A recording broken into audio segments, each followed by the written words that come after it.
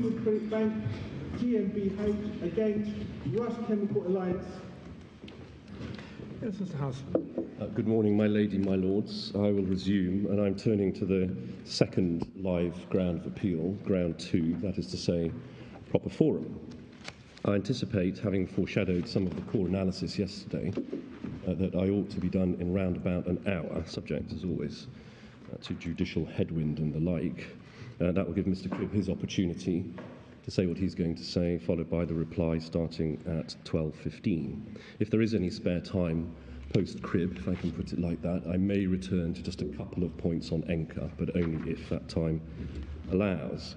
Just to give you an idea of structure, I was going to address you on proper forum under 4 headings. First of all, to show you what the Court of Appeal held in this case, but because, of course, we are here on appeal from its reasoning, and you will only allow that appeal if you discern a material error of approach or error of law. We say there was none. So we'll look at the Court of Appeal. Heading 2, I'll show you briefly how RCA's own case on the identification of the proper forum has evolved, not by way of forensic snipe, but in order to demonstrate to you that where a challenger to the jurisdiction can't actually get their case straight on what the comparator forum is, that will tell you something about the integrity of their analysis. That's heading 2. Heading 3, I'll take you through some authorities, only to make good 3 core propositions. I won't tell you what they are now, but I will when we get to that. And that might take a little while, because it's worth looking at those. And then heading 4 is analysis that flows from that. So turning first of all to the Court of Appeal judgment, it starts at page 860 in the version that we're working on. The forum analysis starts at paragraph 71 on page 878. But it's worth pausing before that to look at paragraphs, bear with me, 32 to 36, starting on page 867, because there the Court of Appeal set out what was found by another Court of Appeal a month or so earlier in the parallel Deutsche Bank case. Now, as we know, that was an interlocutory appeal that was without notice. But nevertheless, what the Court of Appeal in that case found was that a claim of this kind is properly characterised as an anti-suit claim. It's not available in the French court, and therefore England is the only place it can be brought, and by definition is the proper forum for it. And the reasoning in the Deutsche Bank case, which you have in the bundle as a separate authority, is at paragraphs 38 to 41 of that judgment. Lord Justice Males sets out that in paragraphs 32 to 36 of this judgment under appeal by quoting there paragraphs 40 and 41. And then at the end of paragraph 36 of this Court of Appeal judgment says it is of persuasive value and its reasoning is compelling. So Lord Justice Males, in this case, adopted the critical reasoning and logic of the Court of Appeal bench in Deutsche Bank if you are looking at the French court as the comparator forum. I find it quite troubling, the reasoning that just because the English court offers a more expansive form of relief that nobody else does, that makes it always the appropriate forum. I mean, that just can't be, surely goes too far as a principle then. Well, we're becoming, that means because we're more ambitious than everybody else, everybody can come here and, if they can get their foot in the door through one of the very wide gateways and get the relief, they get that relief because others don't think it appropriate. Well, of course, that echoes a sentiment or question I heard come from my Lord yesterday. There are a series of answers to that. If I can be permitted to engage with that when I get to the analysis, of course, I will do so.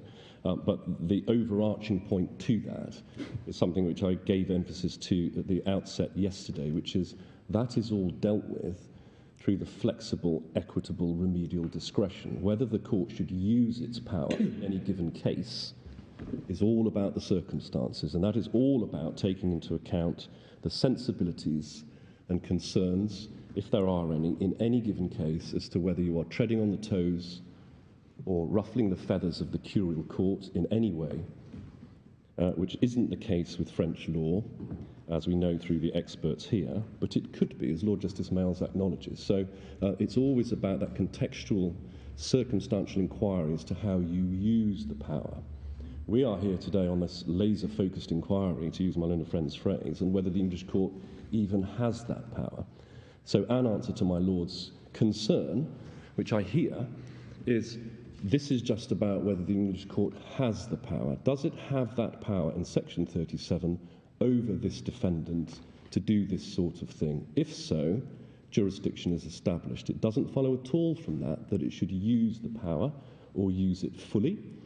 That just I would find that entirely persuasive if jurisdiction were governed by sort of hard-edged rules like under the Brussels regulation, but where jurisdiction depends on the judgment about which is the appropriate forum, you're getting into a form of discretionary consideration already, which engages these sort of issues. Well, whether you have jurisdiction. You are by definition conducting a multifactorial assessment. Of course you are, which is itself a unitary inquiry into the ends of justice, because Spiliada is still the guiding principle on this. It's just been nuanced through more modern iterations. That is a unitary inquiry as to what serves the ends of justice. Does it serve the ends of justice to say England has that power?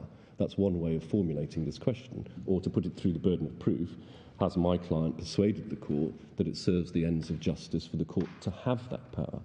But I would very much press upon this court that does, as my Lord says, completely blur the two things, because if you are looking at, if the test for whether it's a proper forum is whether it serves the ends of justice for it to be dealt with here, it would be rather odd to decide that question yes and then answer the discretionary question whether to grant the relief with a no.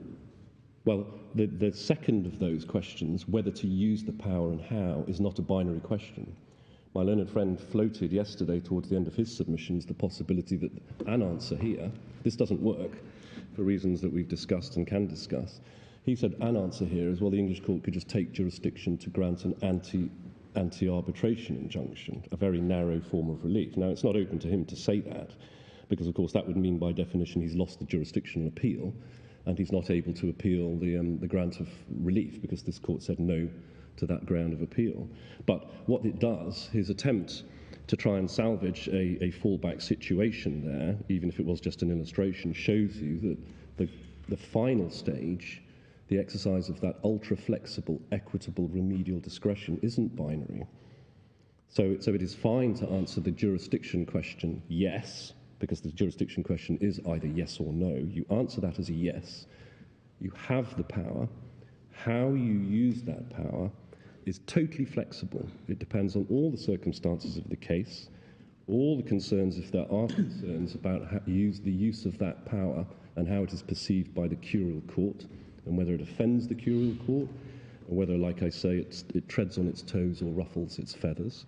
And indeed, critically, that would go to the scope of the relief granted. At that point, the English court, because it has the power under Section 37, can use it very sensitively, proportionately, and narrowly, if it chooses to do so. But that's not the scope of this appeal. In this appeal, the Court of Appeal has said, we are going to use that to grant a mandatory final anti-suit injunction to protect my client from an imminent €500 million judgment in Russia, and that is not under appeal.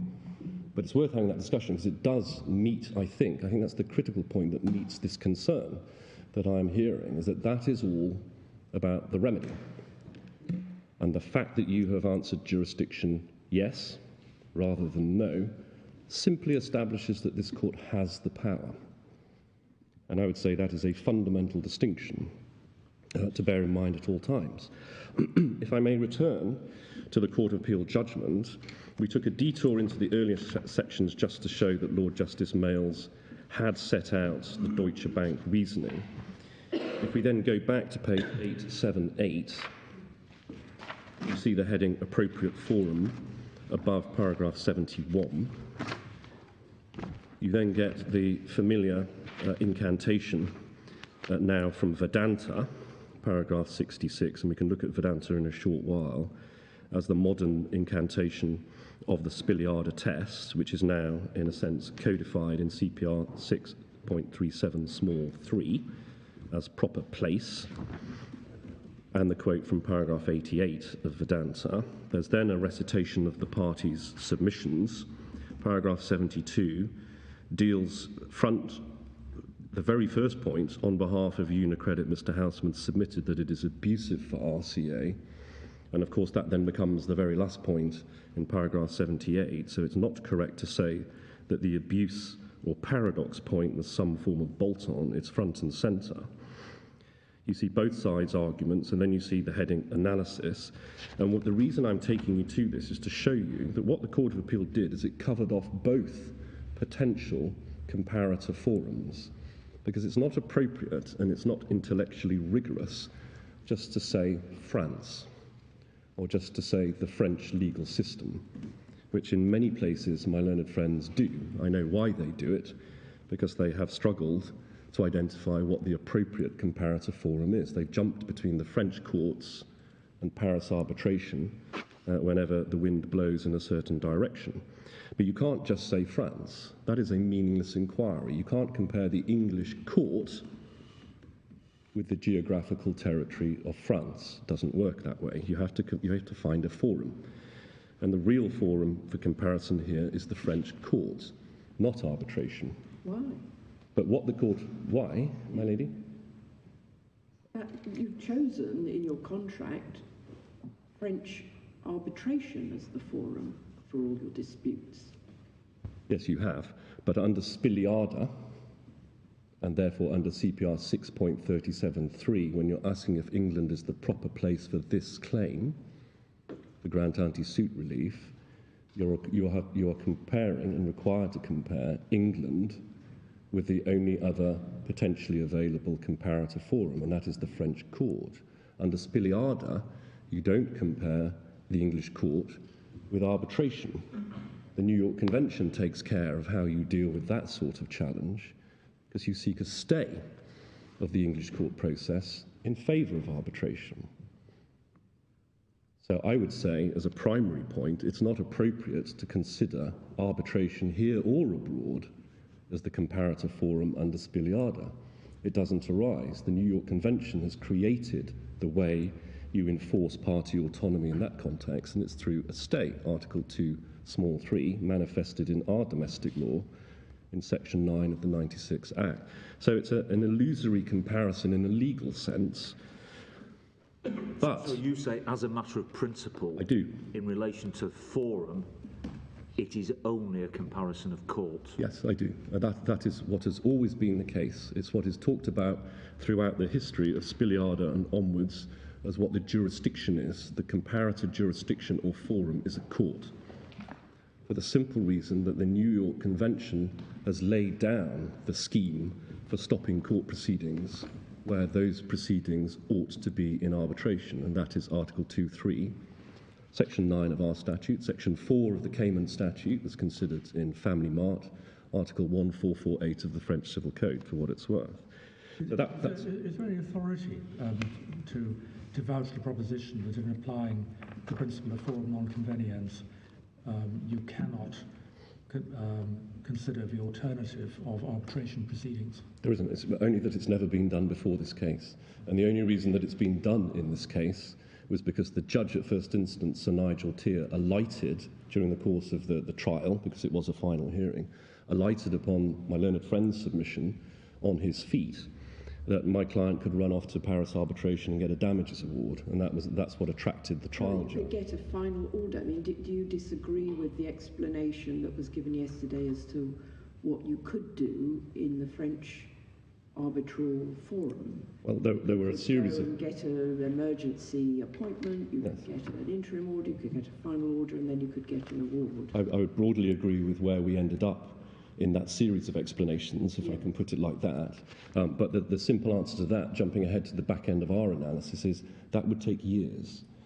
If the best thing you can get from Paris arbitration... That's what you've chosen in your contract. I mean, the bond that we saw yesterday, is that UniCredit's standard form bond, or is that a bespoke negotiated? There's no evidence on that, my lady, in the sense of admissible evidence, and my submission that wouldn't or shouldn't influence this analysis. The parties chose Paris arbitration for their disputes. RCA, not my client, ran off to the Russian court and violated that promise. Anyway, just focusing for a moment on the choice that the parties made that all disputes would be dealt with by Paris arbitration, and that has advantages. It's in private, you get to choose the judge, you can have the hearings when and where you want. You could have included in that bond a clause that says exclusive jurisdiction to the commercial court in London. And then it would be in public, you get the judge you're given, but 24/7, there's an expert judge available to grant you injunctive relief if it's appropriate. Now, you chose French arbitration, and what I understand is that the explanation you've had as to the powers of the French court, the powers of the French arbitral tribunal, those are not things that have happened since this bond was signed. Those are what the law's always been. That was the party's choice. That's your choice. It is, and we are before. You're seeking to get, as my Lord Legate was suggesting, you're seeking to get the advantage when it suits you of coming to the London courts for an injunction with the power of the state behind it. But you also want all the advantages of going to arbitration in Paris rather than litigating in London. My lady, I hear all of that, but the purpose of this claim is to enforce that promise, because that promise has been violated by the appellant. They have run off and seized Russian court jurisdiction to claim 450 million euros under these bonds. That is beyond doubt, and it is common ground, that is beyond doubt a breach, a wholesale breach of the arbitration promise, all 7 of them, because there's 7 bonds. This claim here is to hold them to that promise. So this claim here is consistent with that promise, consistent with the scheme of the New York Convention, which envisages that all contracting states will use their remedies, the remedy of a stay, to stop that sort of breach happening, that jurisdictional violation happening. And it's just that the Russian court refuses to do that because of that legislative amendment. Yeah. But are there other aspects of the French arbitration system that you may not like in the future, and you would come here and formulate a claim for disclosure of documents or whatever and say, well, we can't get this relief in France, so England's the proper forum for this injunction? My lady, if anyone were to attempt to do that, to go to the non-curial court, to get what is in essence the exercise of supervisory powers over a foreign arbitration, they would have an awful lot of difficulty on jurisdiction as well as the court's power. That is not what is going on here. An anti-suit injunction is not part of a curial court's powers or supervisory responsibility. It's got nothing to do with whether there is or isn't an arbitration. See Lord Mance in AES. That is crystal clear from the AES decision. Anti-suit injunctions are a means, in this context, of enforcing promises. Section 37 of the Senior Courts Act, as it's now known, enshrines an ancient equitable jurisdiction to prevent wrongdoing, putting it simply. You don't even need a cause of action to get such an injunction. See Broad Idea and Convoy in the Privy Council in the freezing order context. See Turner and Grovitt in the anti-suit context. You can get anti-suits when people haven't breached a promise. But in this context, the anti-suit is because there's been a breach of promise. See AES, nothing to do with arbitration and nothing to do with supervisory responsibility. So it is a unique feature of anti-suit relief that it falls outside the scope of supervisory responsibility. It has nothing to do with whether there is or ever will be an arbitration. And it's all about, in this context, enforcing promises. Pacta sunt servanda, an ancient principle of international law that binds countries to be kept to their promise. It's been brought over into English lex fori. And I reiterate, because it's very, very important, that the purpose of this claim and its essence is to hold RCA to its jurisdictional covenant. Our claim is consistent with that arbitration promise, and it preserves the possibility of arbitration in Paris on the claims under the bonds. It's Certainly, if England is the seat, we wouldn't be saying, well, you've agreed to all your disputes are to be decided by the arbitrators, so we can't grant an injunction because only the arbitrators can do that. You might, if there was a Section 9 brought, because what a defendant to an anti-suit in an English suit case can do, although they don't because they are the deniers of arbitration, because they've obviously broken the promise in order to prompt the anti-suit, is they can technically bring their Section 9 and say, no, the court shouldn't look at the anti-suit because you agreed you'd bring that in the arbitration. That's no different whether it's an English suit or a foreign suit, and that goes back to the Section 9 debate that we've had. The first thing that this defendant could and should have said and done when we started this claim is to say we were in breach of contract by coming to the English court. And the mechanism for enforcing that allegation is Section 9. You stop the court proceedings because they are unlawful, and you divert the parties into arbitration. This defendant, now the appellant, didn't do that and couldn't do that because their whole position is antagonistic to arbitration. They ran off and seized the Russian court jurisdiction on the basis that arbitration promises are unenforceable. They themselves say, and are telling the Paris tribunal in the Commerzbank parallel arbitration, that any award it makes would be unenforceable in Russia. So the fact that they didn't say we are in breach, the fact that they didn't bring a Section 9, tells you what you need to know. They don't actually stand on arbitration rights, and they're just raising it to try and get you to decline jurisdiction, so they're not held to that promise, and they can go off and get their Russian judgment, execute against my client's assets, game over. That's what this is all about. But back to paragraph 76 of Lord Justice Mayles, your proposition, as I understand it, is he never needed even to compare English courts with French arbitration. But of course he did then go on to do that. He did. He did a belt and braces job. Yeah. And in fairness to him, he did that because RCA's own case has jumped around and flip-flopped between whether it's the French court you look at or whether it's Paris arbitration you look at. I was going to show you how that's evolved or is evolving later. So what Lord Justice Mayles did, and he can't be criticised for this, is he went the extra mile by first of all dealing with French court by reference to the Deutsche Bank decision, which he approves and adopts. And we saw those earlier paragraphs where he said he found the reasoning compelling, and then look at the first sentence of paragraph 76. Having set out the rest of Deutsche Bank, he says, I respectfully agree with this reasoning.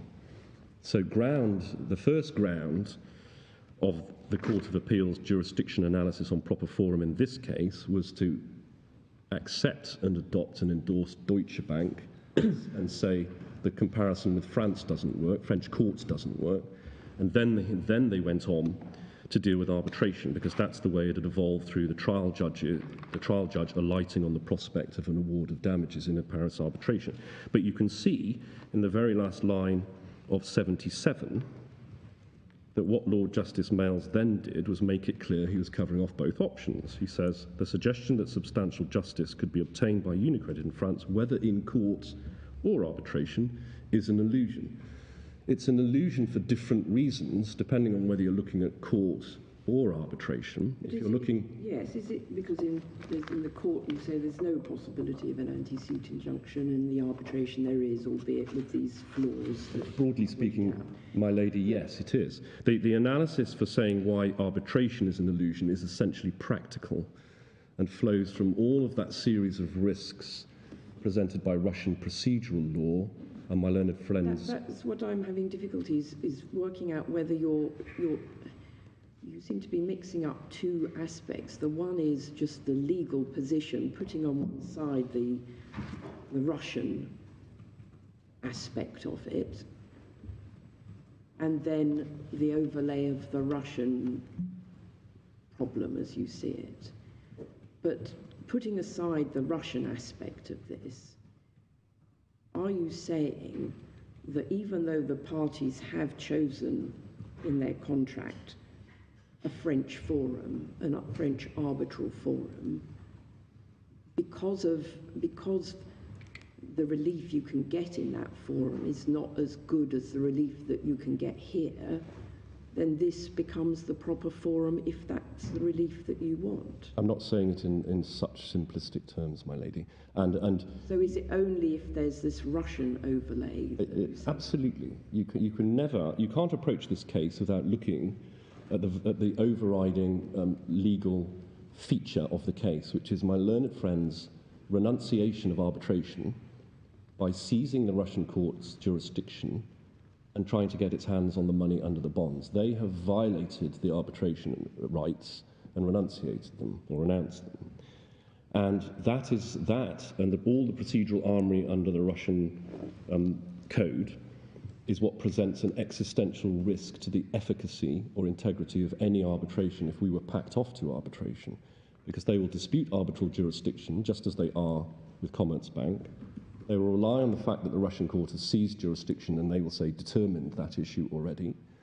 They will frustrate, they will delay, they will obstruct, and if 3 years later, because that's what it would take, we emerge with a damages award, well, what's that for? A few $100,000 in legal costs as a result of having faced their violation of their arbitral promise. That's cold comfort when 3 years earlier, because this could happen next month, the Russian court has entered judgment for €500 million and they've proceeded to execute against my client's assets in Russia. So you can never... It certainly is an exceptional feature of the case that the Russian courts, Russia is not abiding by the New York Convention, because the natural way of dealing with the refusal to arbitrate would normally be to grant a stay of the Russian proceedings. We wouldn't be here but for that. It is the ever-present feature of this case, because it is the very feature of this case which explains why we're here. We wouldn't be here seeking an anti-suit if they hadn't rushed off to seize exclusive jurisdiction in Russia. So it's the impetus for it, but it's also the overriding and permeating legal feature of this case, that they are using and operating the Russian procedural machinery to destroy arbitration. And they will do that by injuncting the arbitrators and enforcing those restraint damages for however much against my client, against its assets if we ignored the injunction. They will do it by objecting to arbitral jurisdiction. They will do it by delaying the arbitration as much as they can. And at the end of the day, like I say, years later, we would emerge with a damages award or possibly an injunctive award, which was a waste of time, because in the meantime, they will have gone ahead and executed. Yeah. So, my lady, and my lords, as Lord Burrows picks up, the Court of Appeal, in a sense, went the extra mile. It dealt with comparing to arbitration, because that's the way the judge at first instance had done it. And we say that's legally not a necessary inquiry, but if you aren't persuaded by that and you think it is an admissible inquiry as a comparator forum, then the answer is in paragraphs 76 and 77. And I took you yesterday through section C of our written case. That's all based on uncontested Russian law evidence, and it shows you, when you stack those risks together, that arbitration would be a complete waste of time, and it would take a long time in order to yield a complete waste of that time. And in the meantime, they get their judgment in Russia and it's game over. And that's the problem with arbitration. Now, to say that is a comparison of remedies available in England versus remedies available in arbitration, in my submission, is the wrong way to look at it. It's about a practical inquiry as to whether arbitration could achieve anything. And the answer is it couldn't, but all I would need to show anyway is that it may not. And in my submission, not only may it not, it just wouldn't, because of all of those existential risks and impediments to its utility. And I'll show you now briefly why the Court of Appeal dealt with both of those comparator forums, French court and Paris arbitration. And that is because if you go, please, in the core bundle to page 511,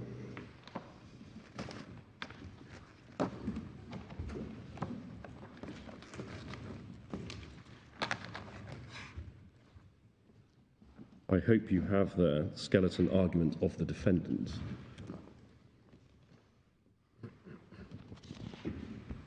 So this was my learned friend's skeleton argument before the judge at first instance. And if you go, please, to page 514, you can see a summary of his case on proper forum in small b at the top. It's paragraph 6b. And you see there unequivocally a case that it's the French court which is the proper place. The phrase appears 3 times. French court, French court, French courts. And if you go forward in the same document to paragraph 83 on page 532, this is all dealing with the Spiliada analysis now in the section dealing with proper forum. Last sentence, the French courts are plainly not perpetuating justice, they're adopting a different approach. And you see again reference to French court at the end of paragraph 84 and in the middle of paragraph 85. And the proposition in paragraph 85 that we saw in paragraph 6b, that the French court is, quote, plainly the proper place to determine whether there has been a breach of the AA and what, if any, relief to grant, is just plain incorrect. On no view whatsoever would the French court have jurisdiction to deal with a claim for the breach of the arbitration agreement, irrespective of what remedy it could grant. It would just never come before the French court. You could never get before the French court on this claim, however it is characterized.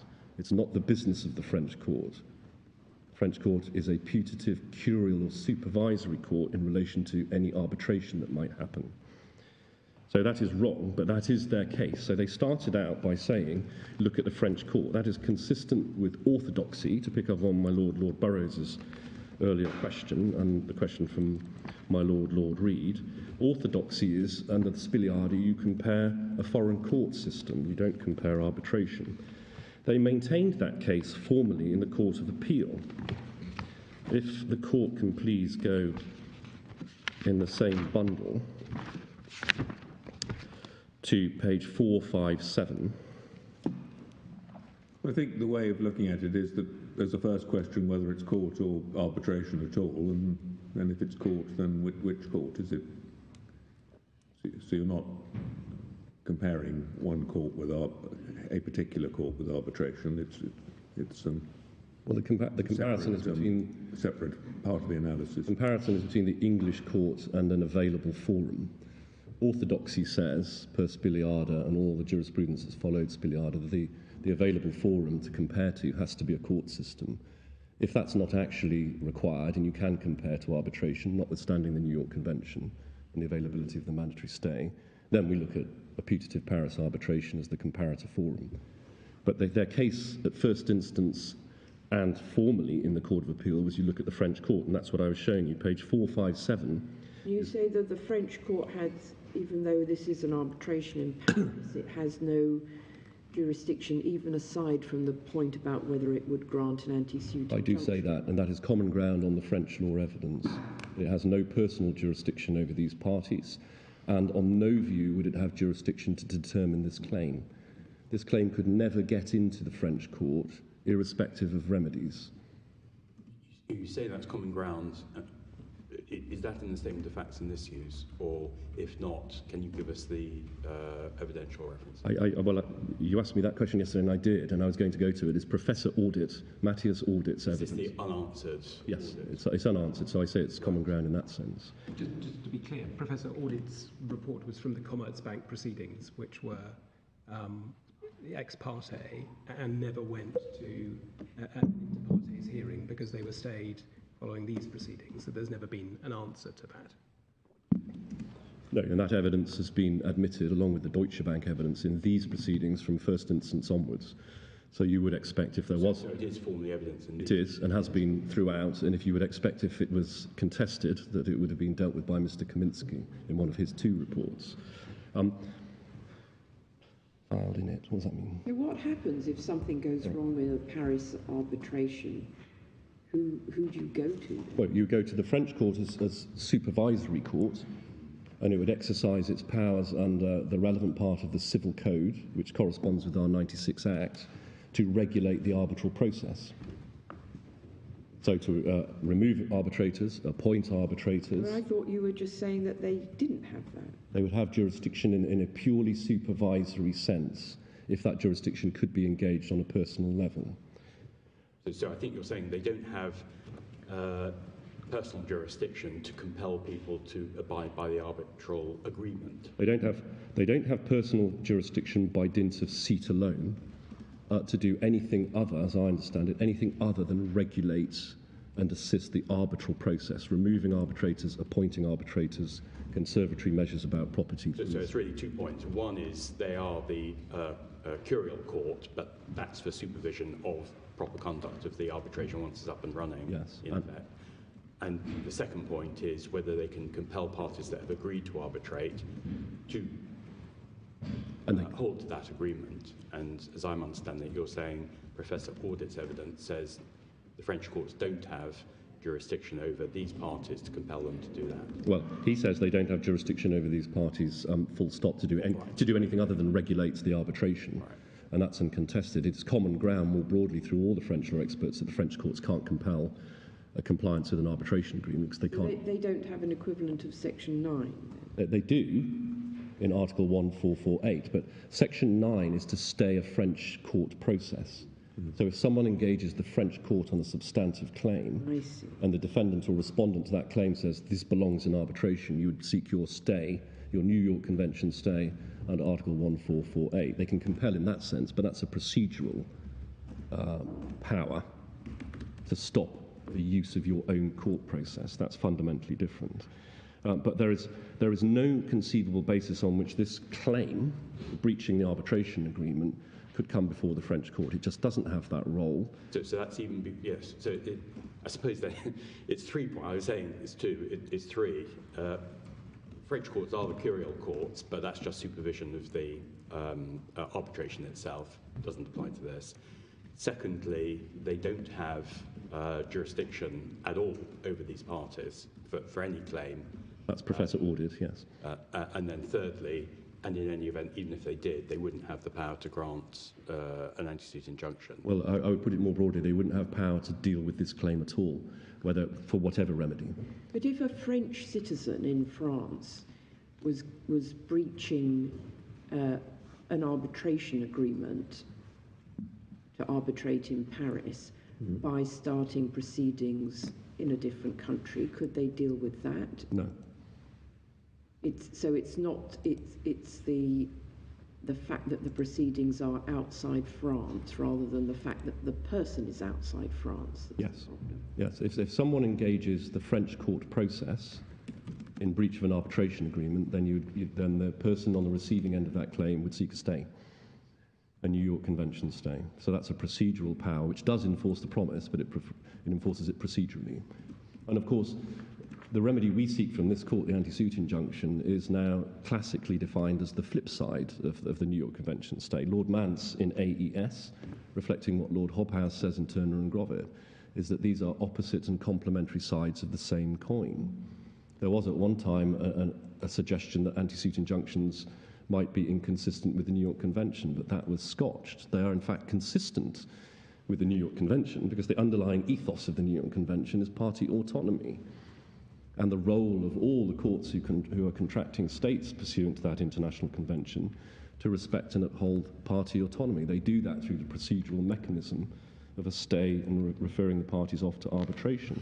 And the fact that the English court also does it through a coercive remedy is consistent with it. And anti-suit is the complementary and opposite side, the flip side, of that New York Convention stay. That's why we are in this court, or in this jurisdiction, because the Russian court, a signatory to that convention, isn't doing the job it, as a country, agreed that it would do, stopping this claim in its courts. And that's the problem, and that's why we are here.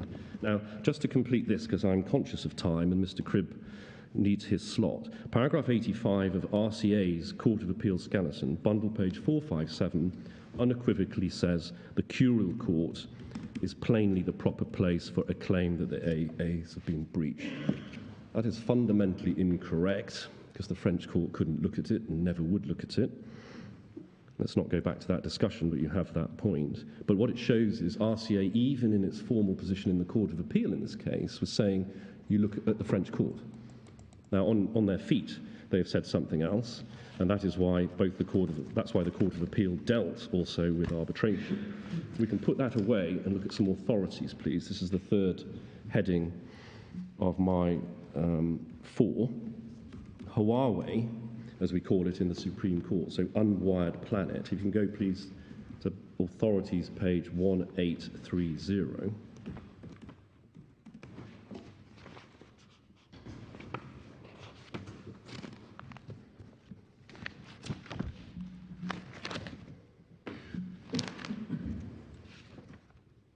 Now, I'm conscious Lords Reid and Sales were in this decision, but obviously it was 3-4 years ago. Yeah, well, certainly so far as I'm concerned, anything beyond last week, you'll be treated as... I think I run on an even tighter time frame myself for memory loss, but there we go. You'll be conscious that obviously there was a dispute about the characterisation of this claim. Lord Reid alluded to that dispute yesterday. And that is dealt with in paragraphs 92 to 90 at the beginning of 96. So we're looking at authorities bundle page 1829 to 1830.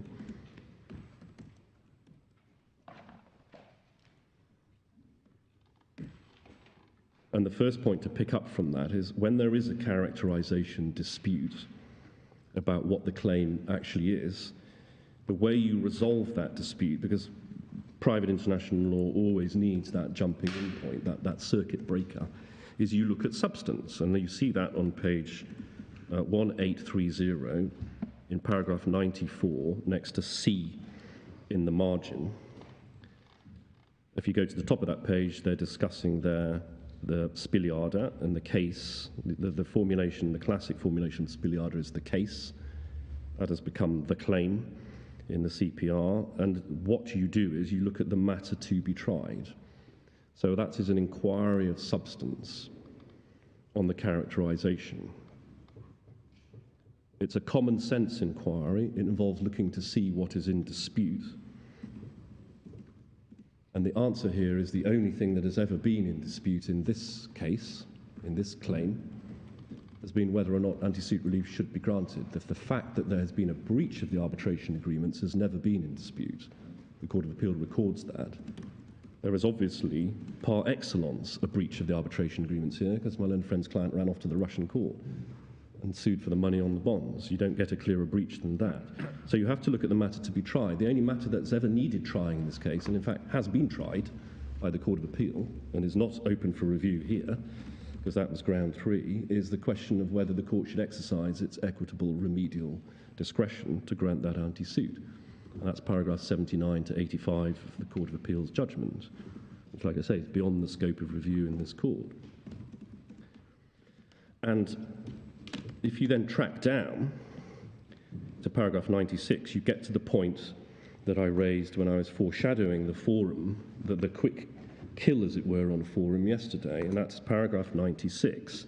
First sentence, they say they would agree with the courts below as to proper characterization, but the rest of paragraph 96 is the anterior point, which is that any challenge to the jurisdiction on forum convenience grounds requires the challenger to identify some other forum which does have jurisdiction to determine the dispute, even in a case where permission is required to serve out of the jurisdiction, so that the burden then shifts to the claimant to show that England is the more appropriate forum. That still requires there to be another candidate with the requisite jurisdiction.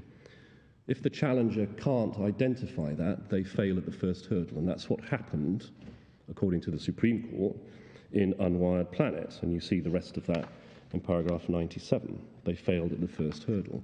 Now, insofar as the comparative forum here is the French court, my learned friend's jurisdiction challenge fails at that first hurdle, because the French court could never entertain this dispute, however you characterize it, and whatever remedy you want for it. The French court just can't look at it. And that is, if I can borrow one football analogy, route 1 to goal in this case. It's simply that you should only look at the French court. The French court would never have requisite jurisdiction, and therefore my learned friend fails at the first hurdle. But even if that doesn't work and you have to characterize the dispute, we know that is a process that involves looking at the substance. We've given you also the analogy to the Privy Council decision in Family Mart. That's dealing with the New York Convention stay situation and the meaning of the word matter in Article 2.3, as manifested in our domestic law in Section 9 and in Cayman law in Section 4 of their equivalent statute. And paragraphs 57 to 64 of the Family Mart decision, authorities bundle pages 1540 to 1542, make it abundantly clear that that too is an inquiry of substance and common sense. So you have what you can see is a unified approach across the law to these questions. That is in the nature of an aside because it's an analogy. If we go back, please, to Hawaii Court of Appeal and go, please, to bundle page. It was called Conversant Wireless in the Court of Appeal stage. If you go, please, to bundle page 1215.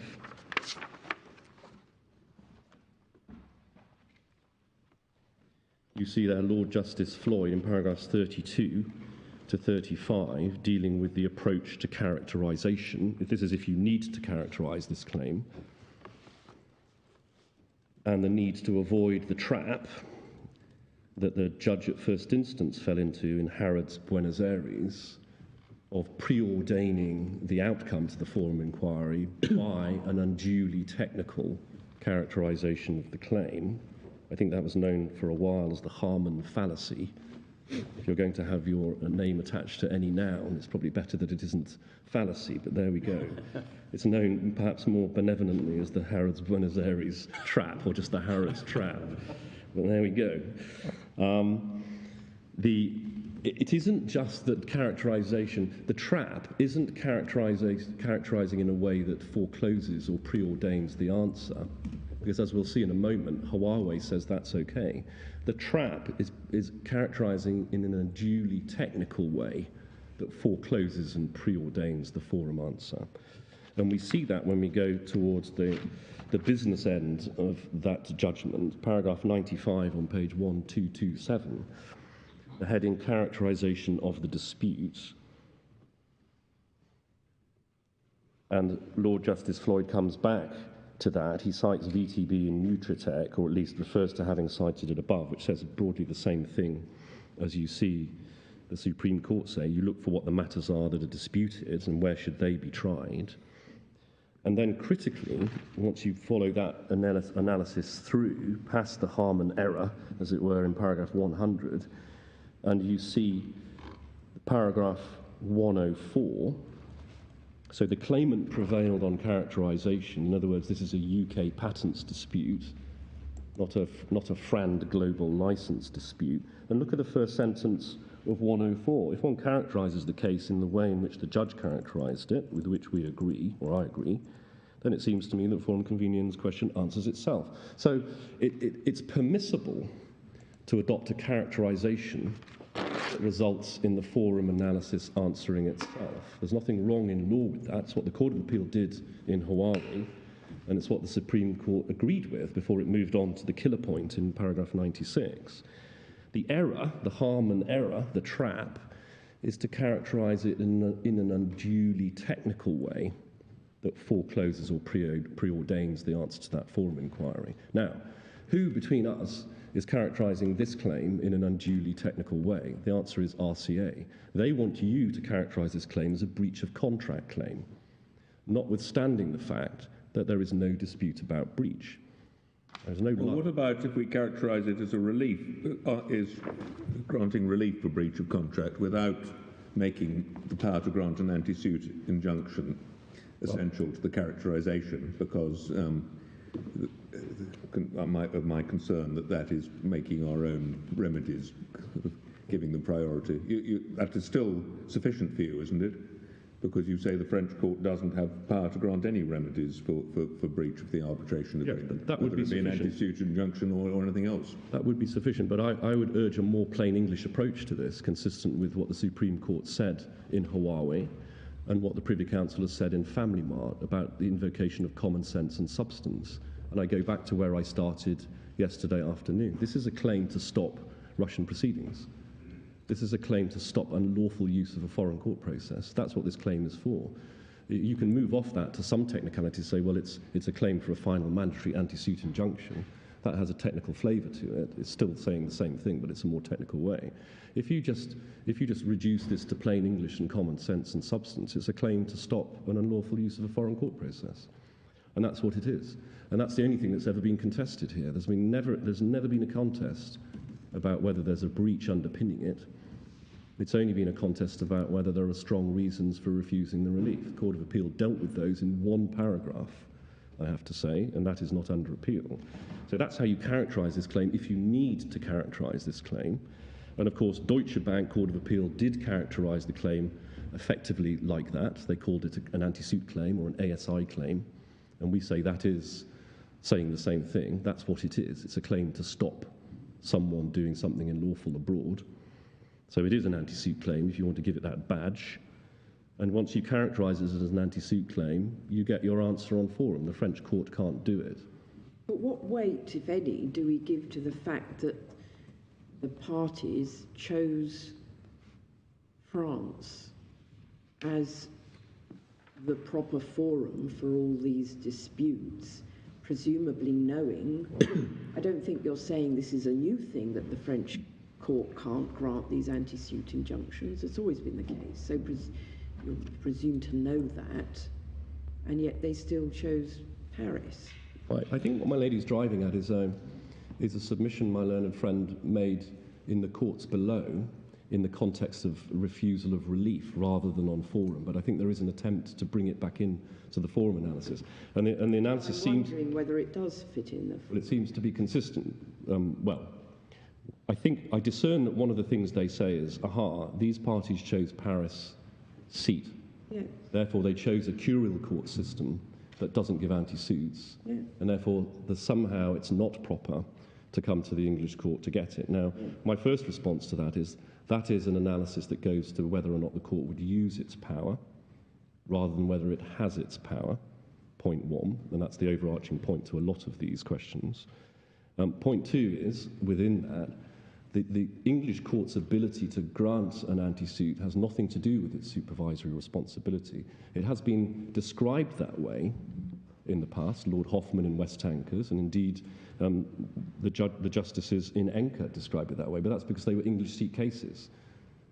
And as my Lord Legate pointed out yesterday, Lord Hoffman's judgment in West Tankers was a little bit of advocacy, as it were, for English seat arbitration and the ability of the English courts to enforce promises by injunction.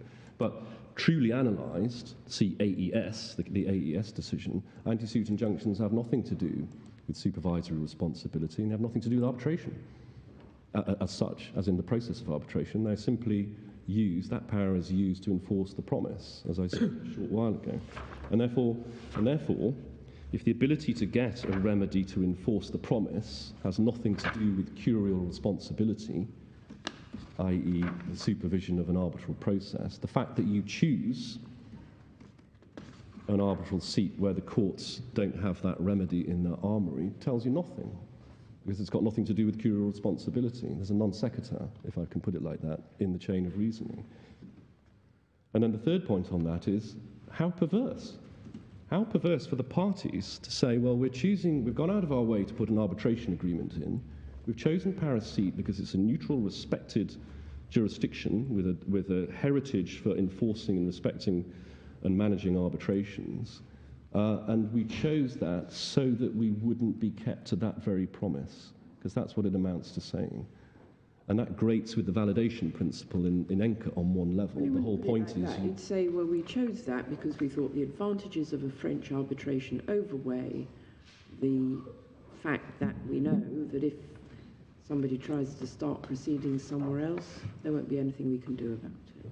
And that's a roundabout that we've weighed against the swings of wanting to have our arbitration. Well, I would say, my lady, with the greatest respect, contracting parties who choose to who stipulate that they must arbitrate and who choose a seat for arbitration are making those choices for practical reasons that are all consistent with using arbitration.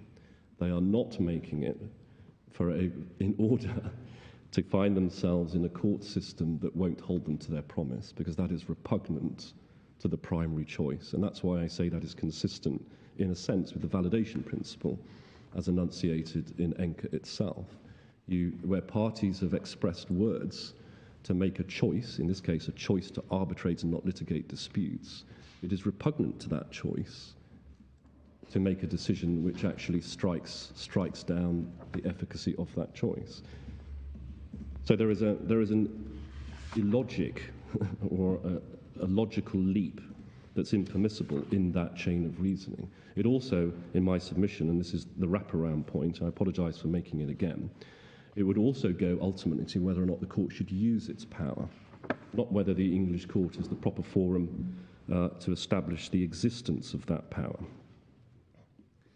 I'm afraid I've forgotten whether you took us yesterday to AES, which is the case you keep referring to for what seems to me a crucial I didn't in terms, but that's because I skipped past section B of our written case, which is a very important section. And section B sets out the paragraphs, or at least it gives you the paragraph references to AES. And then the final area of law is the risk of injustice. If I can ask you please to go to the Vedanta decision, Lungau and Vedanta, and I'll give you that reference as soon as I can. That starts at Authorities Bundle 1850.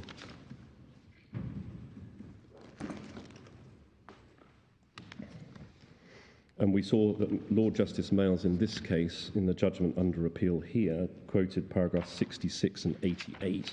I was going to take you to paragraph 88, and that's on Authorities Bundle page 1882.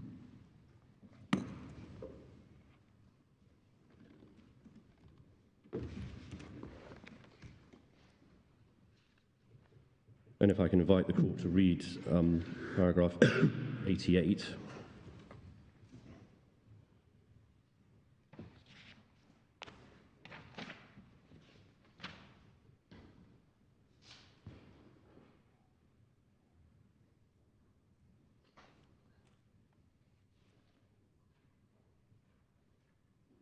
Now, what the final sentence of paragraph 88 reminds us of is that this too is a unitary inquiry that I alluded to a short while ago.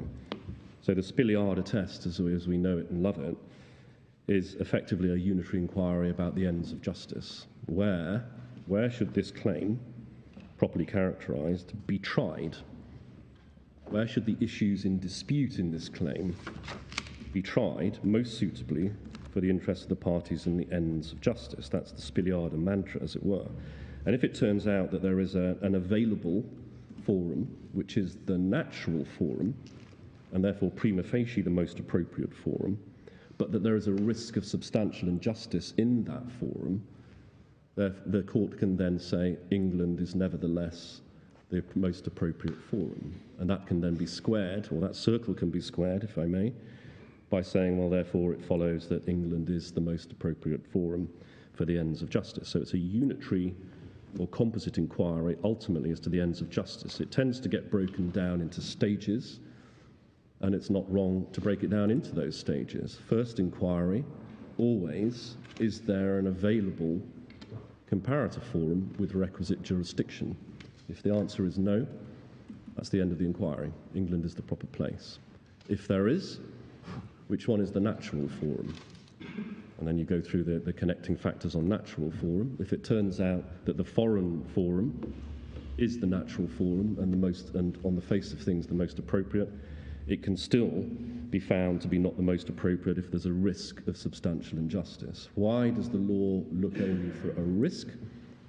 The answer is because it's looking at future events or future contingencies. That's why the test is real risk, because you're looking at a hypothetical or a counterfactual. There is a broad distinction in the case law between where a real risk of substantial injustice is shown through aspects of the quality of the judicial system or the court system or the legal system in the comparator forum. That is where most sensitivity is needed. Lord Briggs reminds us of the need for that sensitivity in Vedanta itself, and you see that reflected also at the Altimo case through Lord Collins, and it's common sense, because there you can see sensitivities around comity are involved. If the English court is going to say there's a risk of judicial bias or a risk of governmental interference or nobbling of judges or the like, then obviously the English court will be very careful about saying that.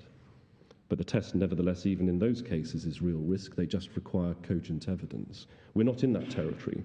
We're not in the territory here of saying there's a real risk of injustice in Paris arbitration, if we're allowed to look at Paris arbitration, because of something wrong with the arbitrators, or something wrong with arbitrators sitting in Paris, or something wrong with Paris arbitration. We're not in that territory.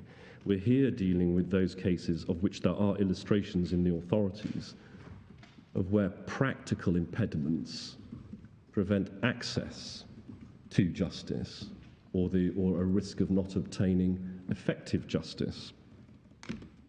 And Connolly, RTZ and Connolly is another illustration of that. You have it in the bundle.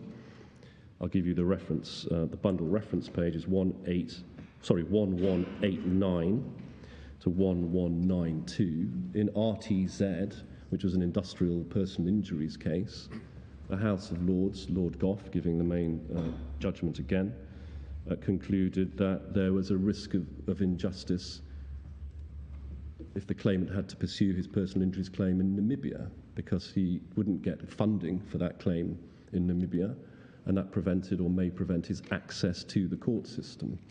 There are strong parallels between that finding and what happened in Vedanta.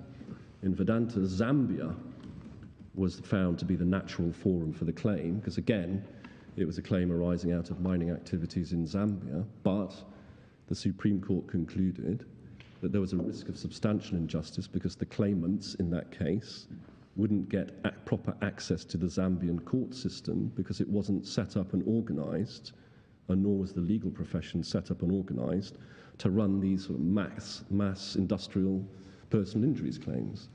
So those sorts of cases of risk of substantial injustice don't involve this court evaluating the quality of justice or the quality of the remedial armoury in the comparator forum at all. They are an essentially and quintessentially practical inquiry as to whether the relevant claimant may not get effective or substantial justice on the relevant claim once you've characterised that claim. Now, those cases are collected together and summarised and discussed in Dicey. It might be worth very quickly just looking at what Dicey has to say about that. That is, bear with me, bundle, authorities bundle page 1999. And we're not going to go through all of this now because of time, but it's very important that the court, and I would recommend to the court, to read paragraphs 12-041 through to 12-049.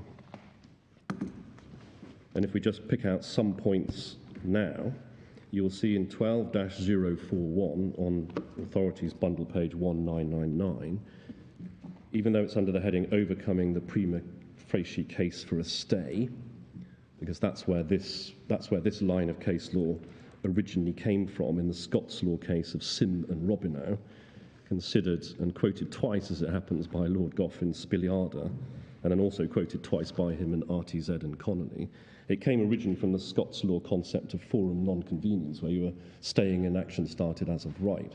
But as we all know from Spiliada onwards, that concept, that flexible concept of forum non-conveniens, was brought over into service out cases, subject to the modification about burden of proof. So even though it's under that heading in Dicey, this law stands also for service out cases, and of course Vedanta is a service out case that we just looked at. But look at that in the third line of 12-041. This is a broader inquiry and can entail factors going beyond those examined for the purpose of determining natural forum. etc. Then it says or recommends a distinction between A, mere differences in the procedural system, which won't do or won't suffice, B, a real risk of substantial injustice. It then considers that distinction. The first one, procedural differences insufficient, 12-042 through to 12-044.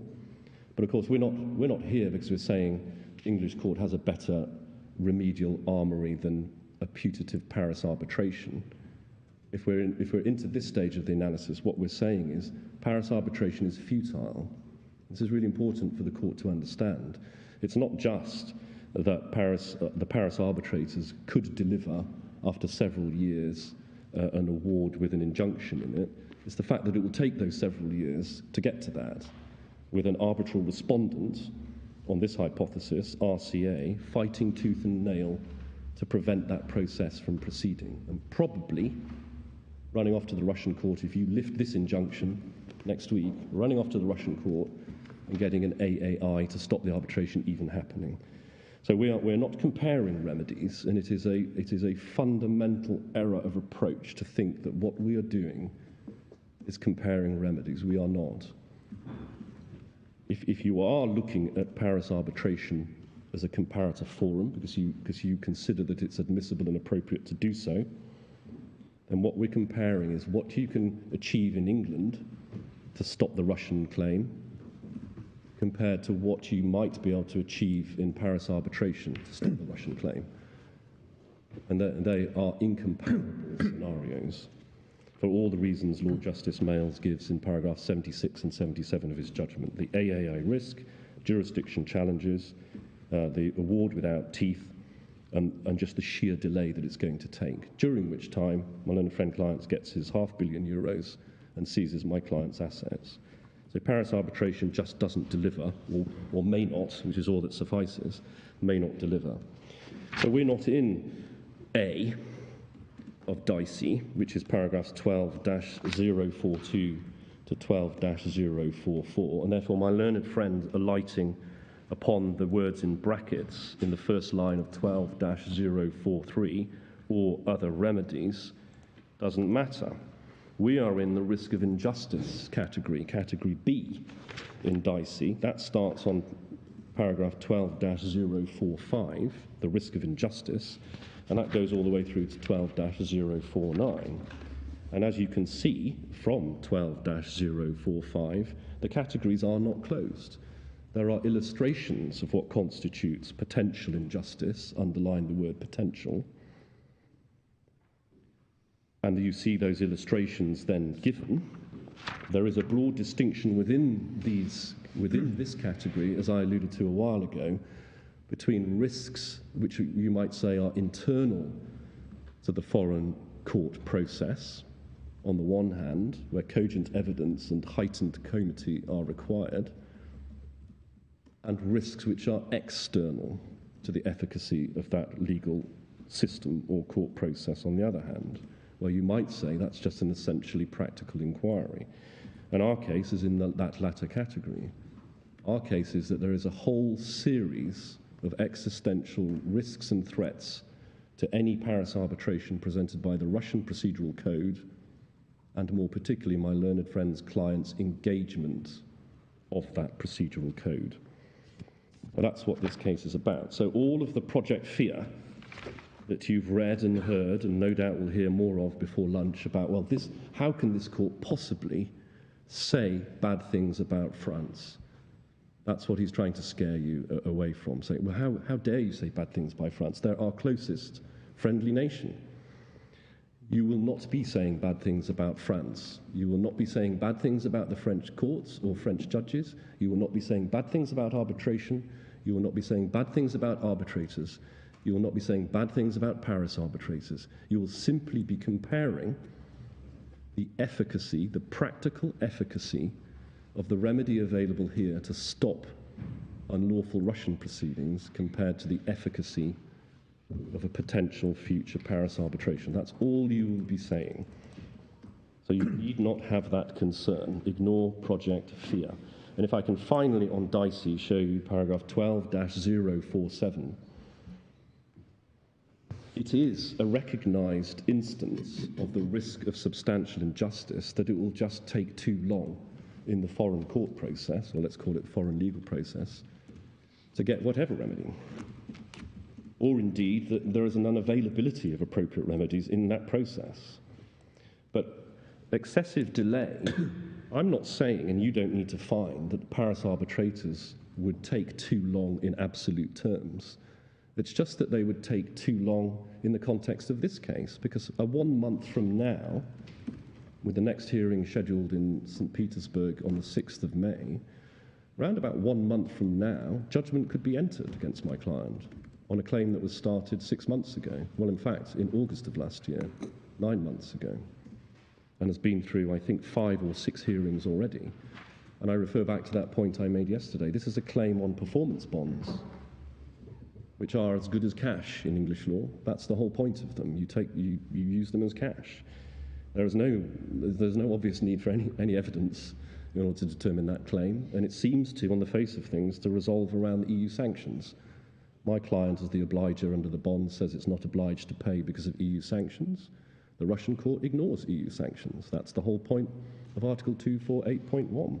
It gets to ignore rights because it ignores the sanctions. So you could probably place a pretty safe bet on which way the Russian court's going to decide this claim on these bonds, because the Russian courts don't respect EU sanctions. That's why we are here.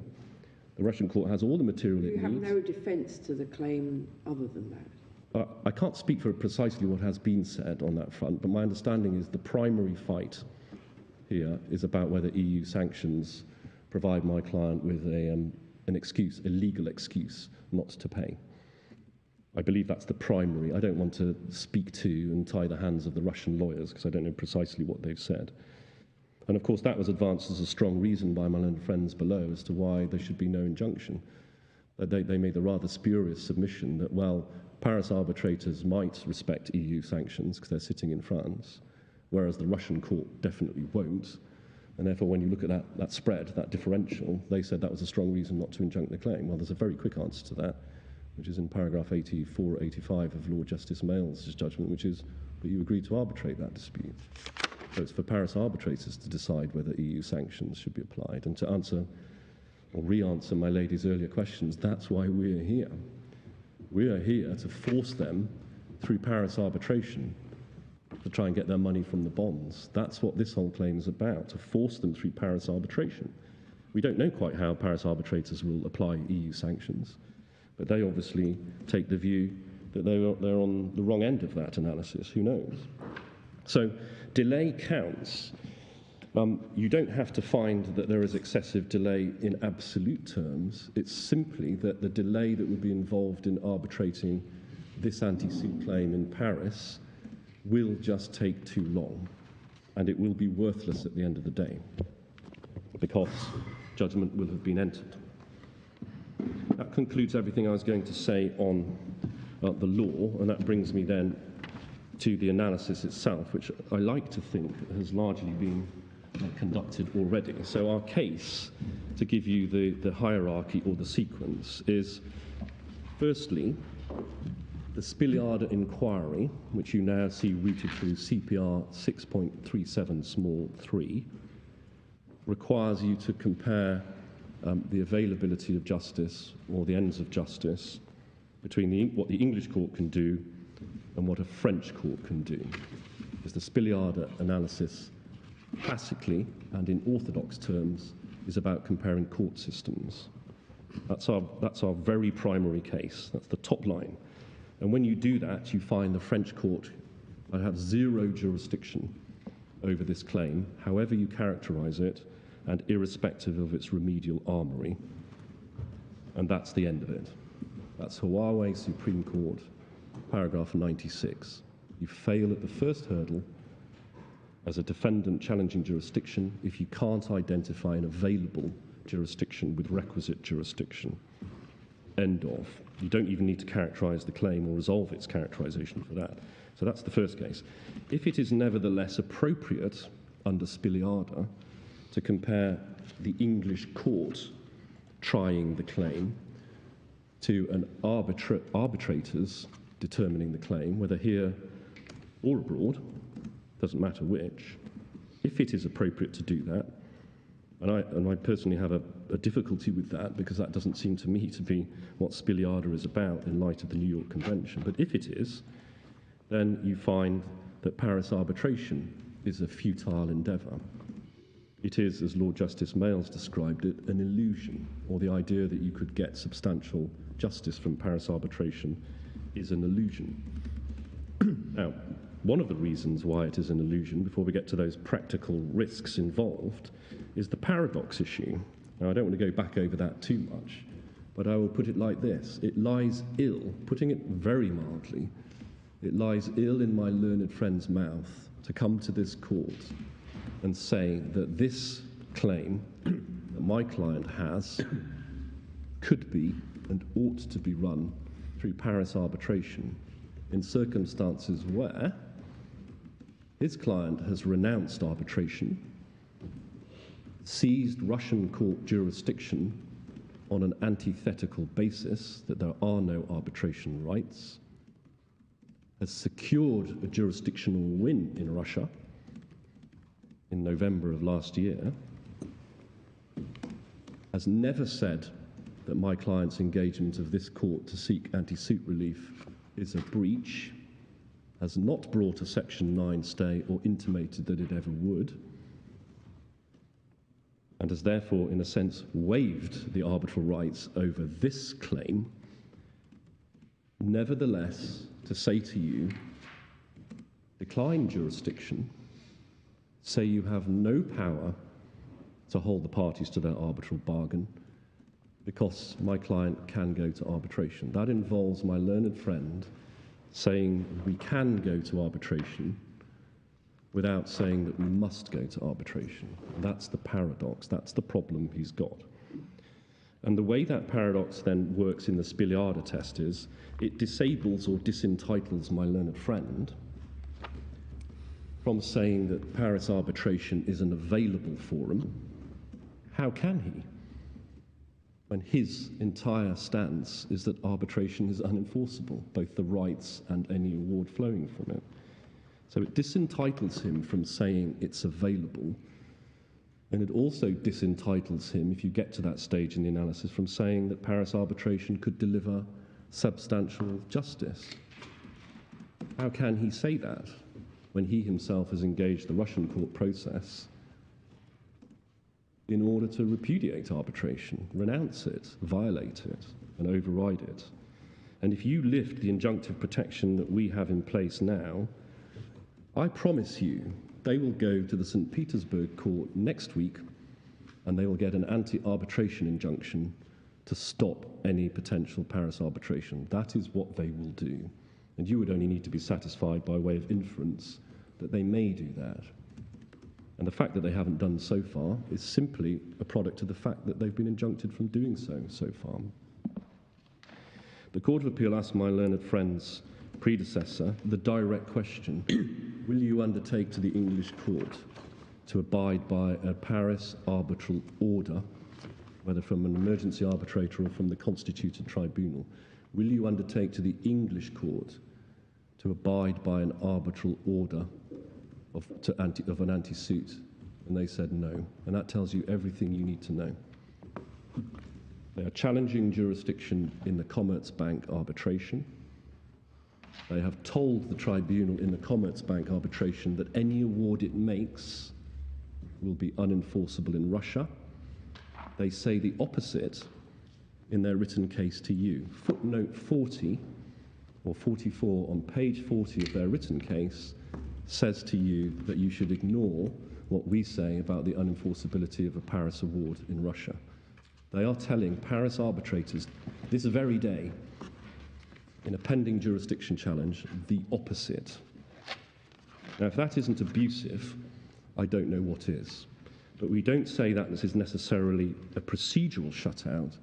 It just means that they can't credibly or conscionably or conscientiously tell you to decline jurisdiction in favour of Paris arbitration. Paris arbitration will be futile. That is their entire strategy, is to render arbitration futile. Now, unless this court has any further questions from me, that concludes what I was going to say on forum, and I can hand over to Mr. Cribb. Yes, thank you, Mr. Houseman. Mr. Cribb. Sorry.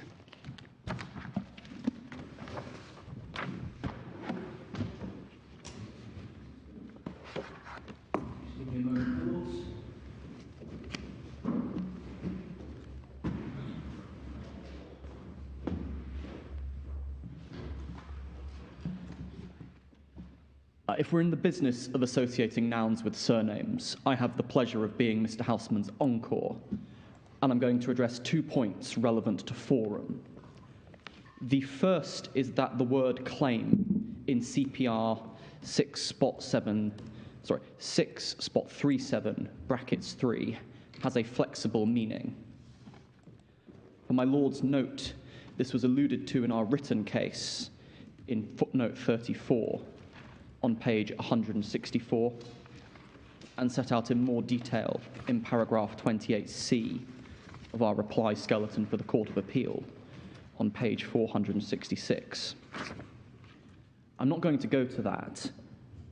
The rule itself states that the court will not give permission unless satisfied that England and Wales is the proper place in which to bring the claim.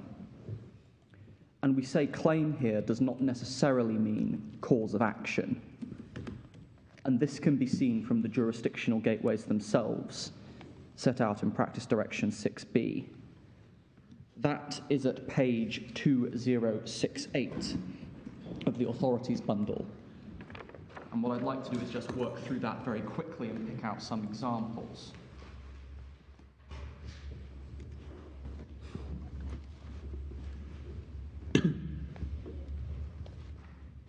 So the first example to note, my lords, is Gateway 2, which is defined by reference to the injunction sought. That's an injunction to do or refrain from doing an act within the jurisdiction. Sorry, can you give me the page reference? Sorry, 206868, my lord. Thank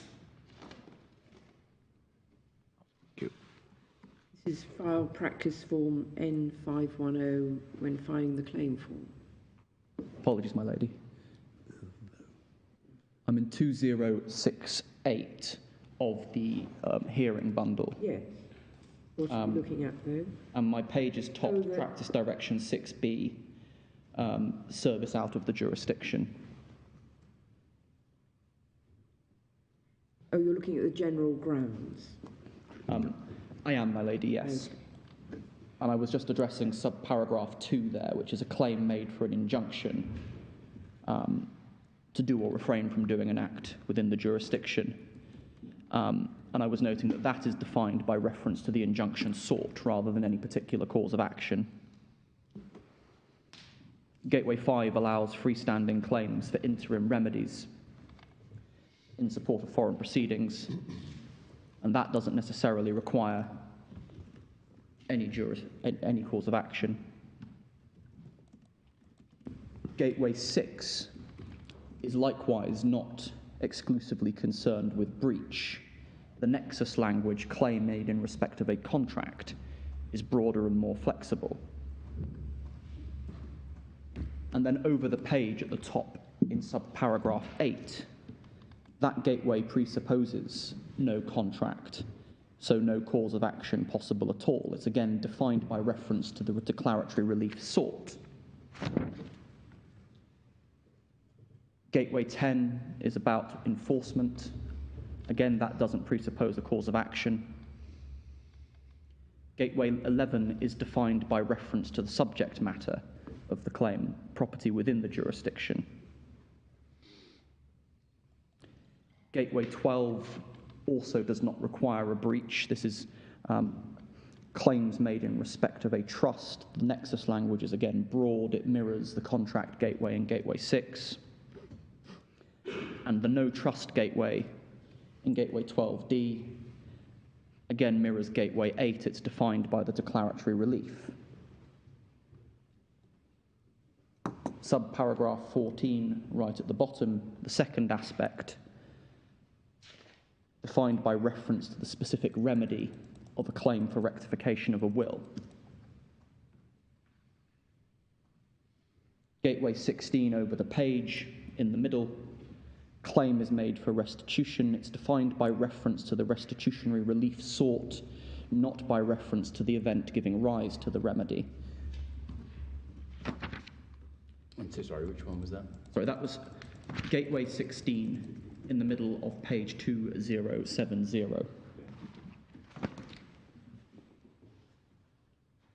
Gateway 17, my lords, again defined by reference to the subject matter, claim by HMRC relating to taxes or duties. Gateway 18, third-party costs orders. Again, it's not a right of action of the claimant, it's a reference to the procedural power of the court. And then lastly, over the page on 2071, Gateway 25, which is the new gateway which permits service out of Norwich Pharmacal and Bankers Trust applications, again defined by reference to the relief sought. So the short point by reference to all of this, my lords and my lady, is that these gateways do not all concern causes of action. And that matters because we only get to proper forum once the gateway is satisfied. And if the gateways themselves do not all require or focus upon a cause of action, then it follows that the forum analysis at the next stage is also not necessarily or inevitably focused on the technical cause of action. So, my lords, that was my first point. The second topic I'll address is my learned friend Mr. Brown's submissions yesterday. Now, Mr. Houseman has already covered Section 9 stay, and I'm not going to repeat that. I'm instead going to make 4 specific responses on abuse of process. Now, the first point is that my learned friend described Lord Justice Males's judgment on abuse as if it was a throwaway remark, and that is not a fair characterisation because the Court of Appeal had full argument on this point. For my Lord's note, that's addressed at paragraphs 55 to 59 of our skeleton for the Court of Appeal, at pages 422 to 423 of the bundle. The point was also advanced orally. The transcript, the relevant pages are at 341 to 342 of the bundle. I'm not going to take my lords there, but the specific part on which I rely is internal page 23, line 6, to internal page 24, line 17. And Lord Justice Males had these arguments well in mind when he gave judgment. My learned friend Mr. Houseman has shown you the judgment, so I'm not going to go back to that, but my lords, my lady will recall that the arguments were recapped at the start of Lord Justice Males's judgment on paragraph 72, and then he came back to this in the concluding part of his judgment where he accepted the submission at paragraph 78. And my learned friend didn't challenge that finding of abuse in any of his grounds of appeal. So in fact, the submissions he advanced yesterday go outside the scope of the permission granted by this court. What role does the abuse argument have in this case? I mean, Lord Justice Males has dealt with it, as I understand, really as a feature of examining appropriate forum, which is the section beginning at paragraph 71 and ending at paragraph 78.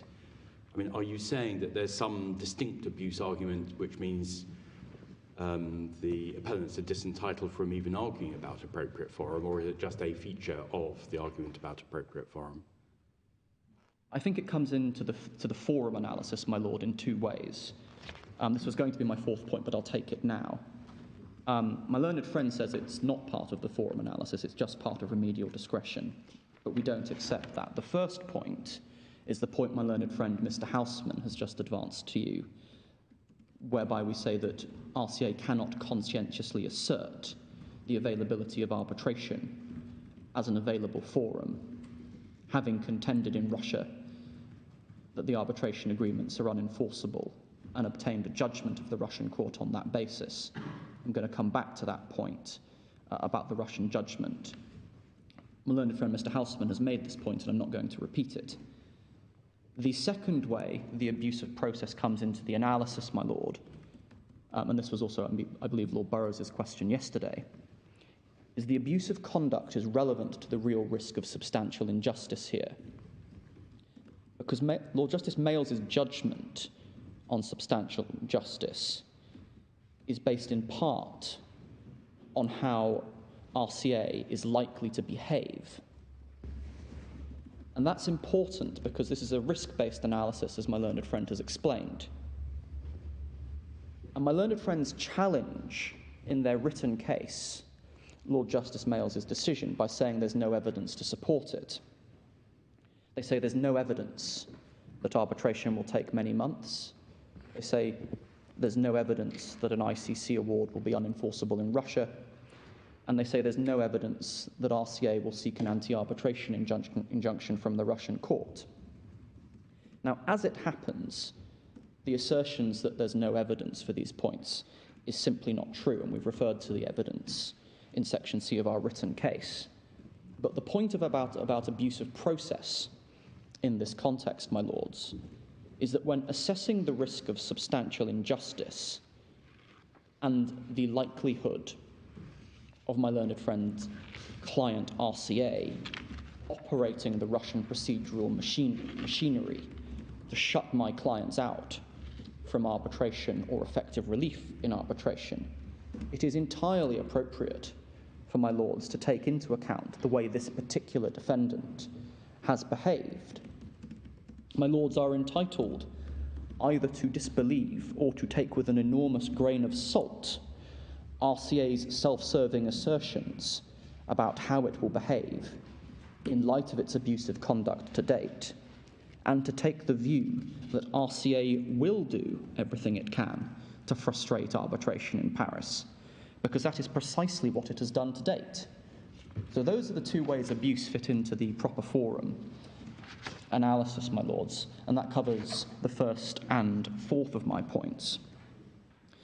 The second point was that my learned friend said that it was common ground that RCA is entitled to make arguments about the enforceability of the arbitration agreements in these proceedings, and he relied on my client's undertaking in the Court of Appeal's order for that point. And it's not common ground, and the Court of Appeal order does not support that proposition. This is at page 857 of the bundle.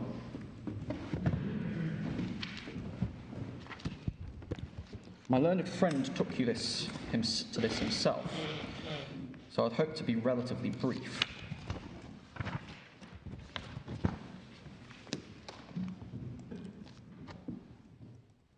The important point about this order is it is premised on RCA's jurisdiction challenge already having failed. That's at paragraph 3, the court's determination that it has jurisdiction. What page are you at? Sorry, page 857, my lady.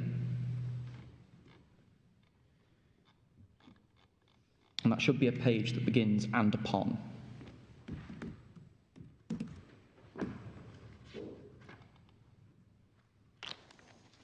In paragraph 3 at the bottom there, the court's decision that it has jurisdiction.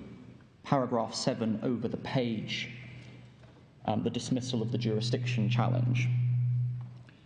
And one of the bases, as we've just seen, on which the Court of Appeal made this decision was accepting the abuse of process argument.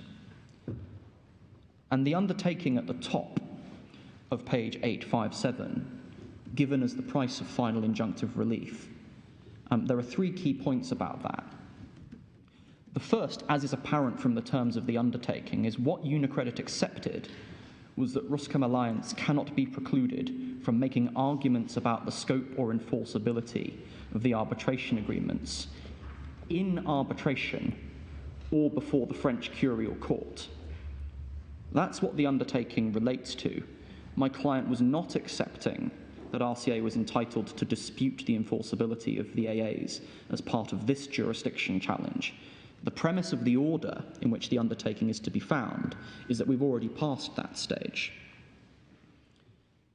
The second point here is that the logic of this undertaking is that it preserves both parties' arbitration rights. It's the quid pro quo for protecting my client's rights by injunction. So if RCA wants to go off and contend in our agreed dispute resolution procedure that the AAs are unenforceable, it's entitled to do that. The third point here, my lords, is that this is largely, by definition, hypothetical, because the focus of the undertaking is a future arbitration about a claim on the bonds.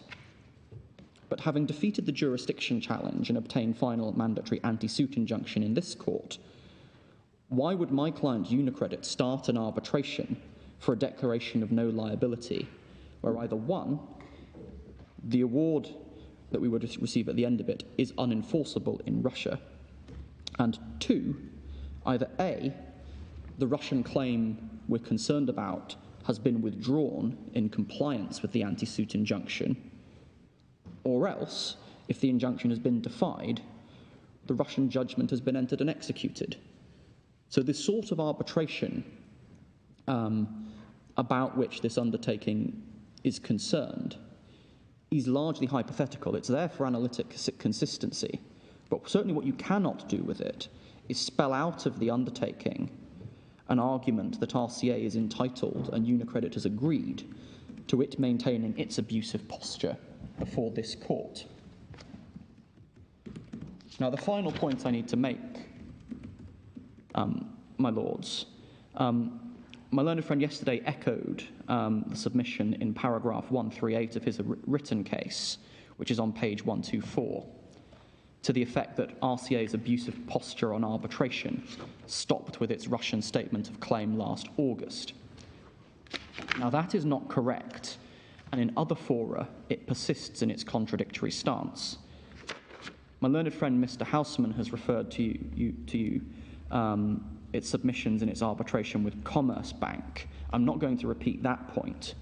What I would like to do is show my lords the Russian judgment of the 10th of November, which RCA obtained at a hearing in Russia against my clients. So this is at page 852 of the bundle.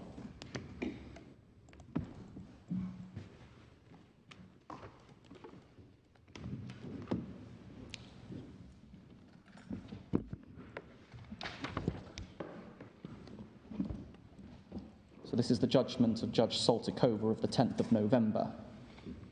In the Russian proceedings, this anti-suit claim is concerned to stop.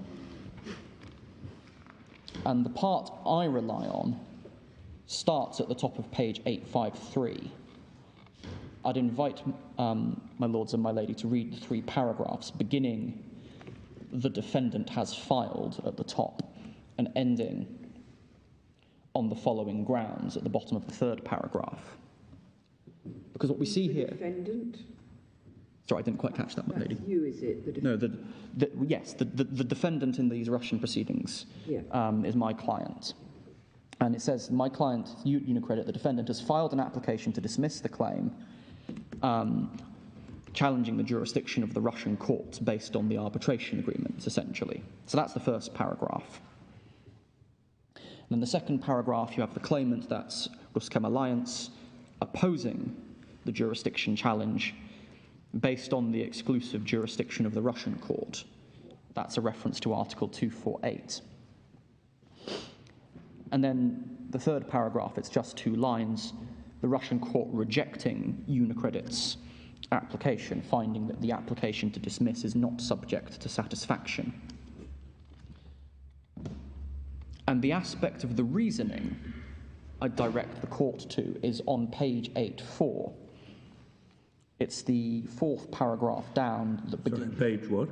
854. It's the next page, my lord.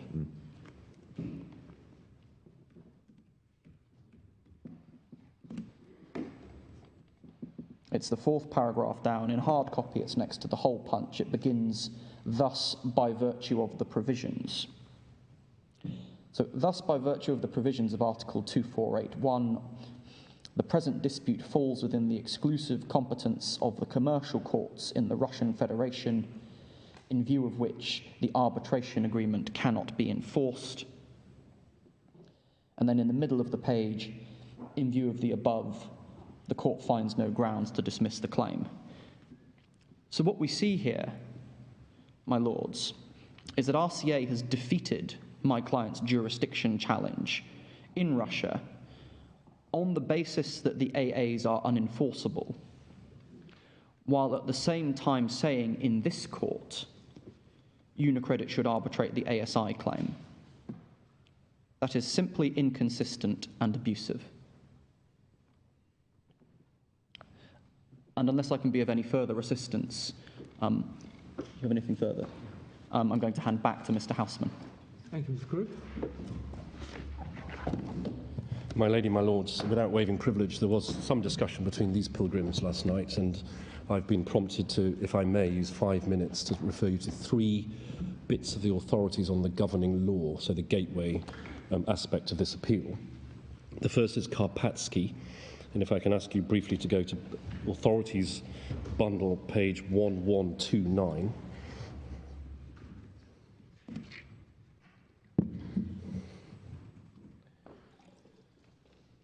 And there was a question from the court yesterday to my learned friend as to what the context was for what Mr. Justice Butcher said at paragraph 70 about the implied choice of Swedish law in that case. The context was the heading above paragraph 62 as to whether there was a valid arbitration agreement at all. Karpatsky was another contested enforcement case, Swedish seat award, which had a curial challenge in the Swedish courts. And the first point of 5 considered here, which are listed just above 62, was whether there was a valid arbitration agreement, because obviously the enforcing court under the New York Convention has to deal with afresh challenges to the validity of the arbitration agreement. What you see in 63 and 65 is, in fact, the challenger, Karpatsky, was shut out from arguing that it was anything other than Swedish law because of their own conduct in the arbitral process. So there was an estoppel that actually answered that question. Swedish law replied because of a conduct estoppel. That's 63, 60 to 65. You see that from the first sentence then of 66. If I'm wrong in that conclusion, then I need to determine what the applicable law was, and the first instance judge then between 66 and 72 dealt with that. And then just to make good the point I alluded to yesterday, in paragraph 67, you had a very narrow choice of governing law clause in that case. It was a governing law clause that provided for the law of the substance of Ukraine to apply on examination of disputes, which was very much directed towards substantive disputes, not a law not a choice on the face of it for the Swedish seat arbitration agreement. So the judge then went on to consider in 70 what the proper choice was, or the implied choice was, and concluded there was a choice, albeit obiter on his own terms, there was a choice of Swedish law by dint of choosing Swedish seat. But that's because they chose Swedish seat as a neutral venue, and of course section 48 of the Swedish Act has one of those choice of law provisions that we've looked at. So you start out with a weak express choice, you then play that against the choice of a seat that has a choice of law model in its statute, and the answer is, well, choice of Swedish law insofar as you need it because of the estoppel. That's point 1. Point 2 is Kebabji. We won't spend very long on this, but my submission is there were 3 dogs, 2 barks and 1 failed to, and it's the dog that didn't bark, which was the fortification point in the Court of Appeal's judgment below. If I can ask you to go, please, to authorities bundle page 1713.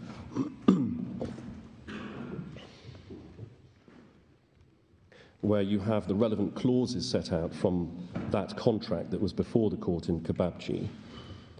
The arbitration agreement is Article 14, and you'll see the first sentence, or first and second sentence of Article 14.3, and note that, and also the choice of Paris seat in 14.5.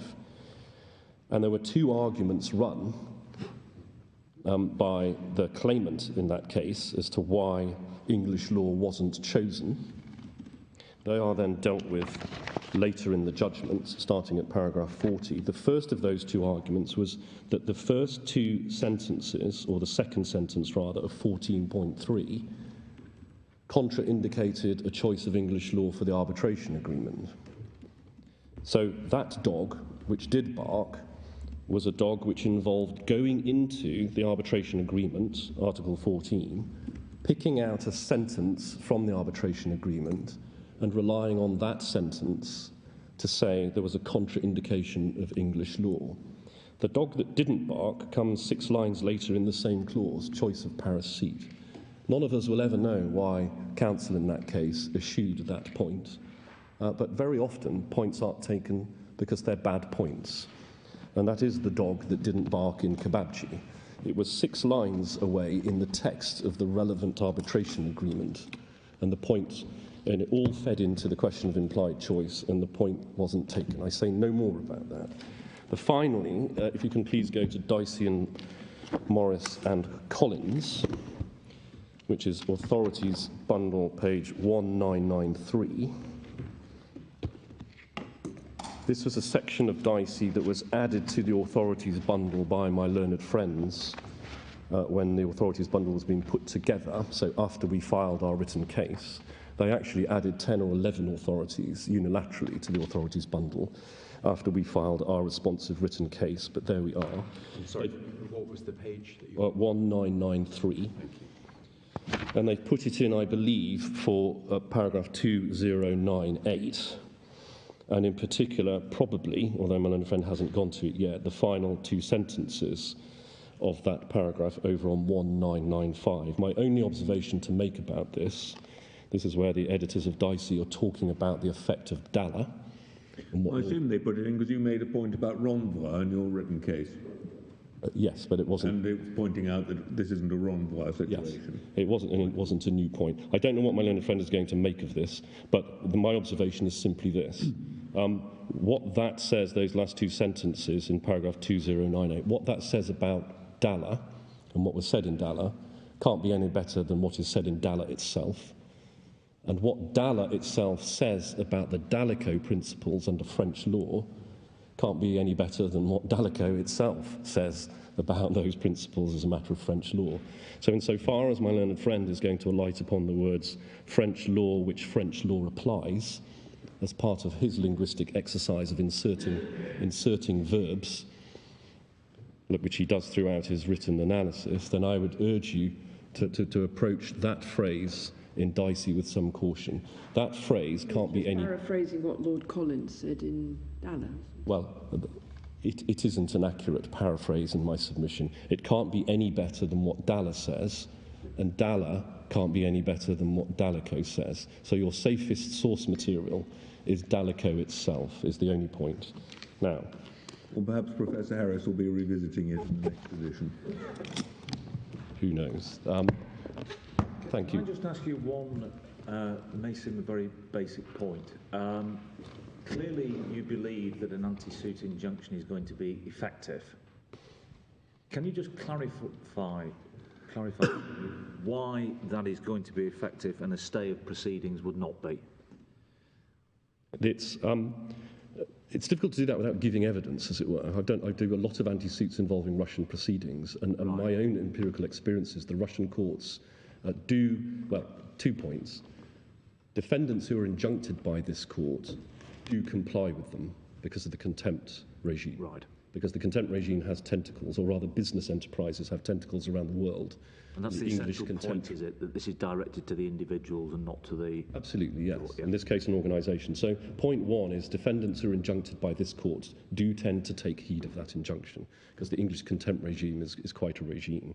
Point 2, if they comply with that and then issue a motion or request to withdraw the relevant claim in Russia in order to comply with the mandatory injunction, on the whole, the Russian court does grant that request, because the Russian court, when it comes to respecting what the English court has done and said, tends to go along with that. Now, I'm conscious in answering that question, I've given you my own empirical experience, but to go back to that question yesterday, the English court would only decline to exercise its equitable remedial discretion if it had evidence to show that it would be brutum fulmen. In other words, is this a futile exercise of equity to even grant this injunction? That would need evidence that it's going to be ignored by the local court, even if the defendant complies with it and asks the local court to do something. We are not in the territory of brutum fulmen, we don't have that evidence. Plus, that all goes to equitable remedial discretion, which is beyond the scope of this appeal. But I appreciate why you would ask it, because in some ways it's part of the paradox. Unless I can assist this court further. Thank you very much, Mr. Houseman. Mr. Gunning. There were three topics that I wanted to pick up from my learned friend's submission in relation to the engagement point, and then a handful of points on proper forum, and then I'm going to hand over to my learned friend Mr. Brown to respond on the issues which he addressed your lordships and my lady on. The first topic in relation to gateway was to pick up the importance that my learned friend placed on the difference between the subject matter of the law of the arbitration agreement and the curial law. And my learned friend made the point, it's at pages 182 to 183 of the transcript, if your lordships and my lady have that the curial law and the law of the arbitration agreement address different subject matters. Now, that was the point that this court made when rejecting the overlap argument in Enker. My learned friend extends that by saying that because of their differing subject matters, the curial law can or should have little influence on the party's choice of law of the arbitration agreement. So my learned friend's point is essentially the overlap argument point. But we don't rely on the overlap argument, nor was the consideration in paragraph 176A based on the overlap argument. It couldn't have been because it followed the passage in which the court had just rejected the overlap argument. The relevance of the choice of seat is that the courts of the seat are the first port of call for consideration of the existence, validity, and extent of the arbitration agreement.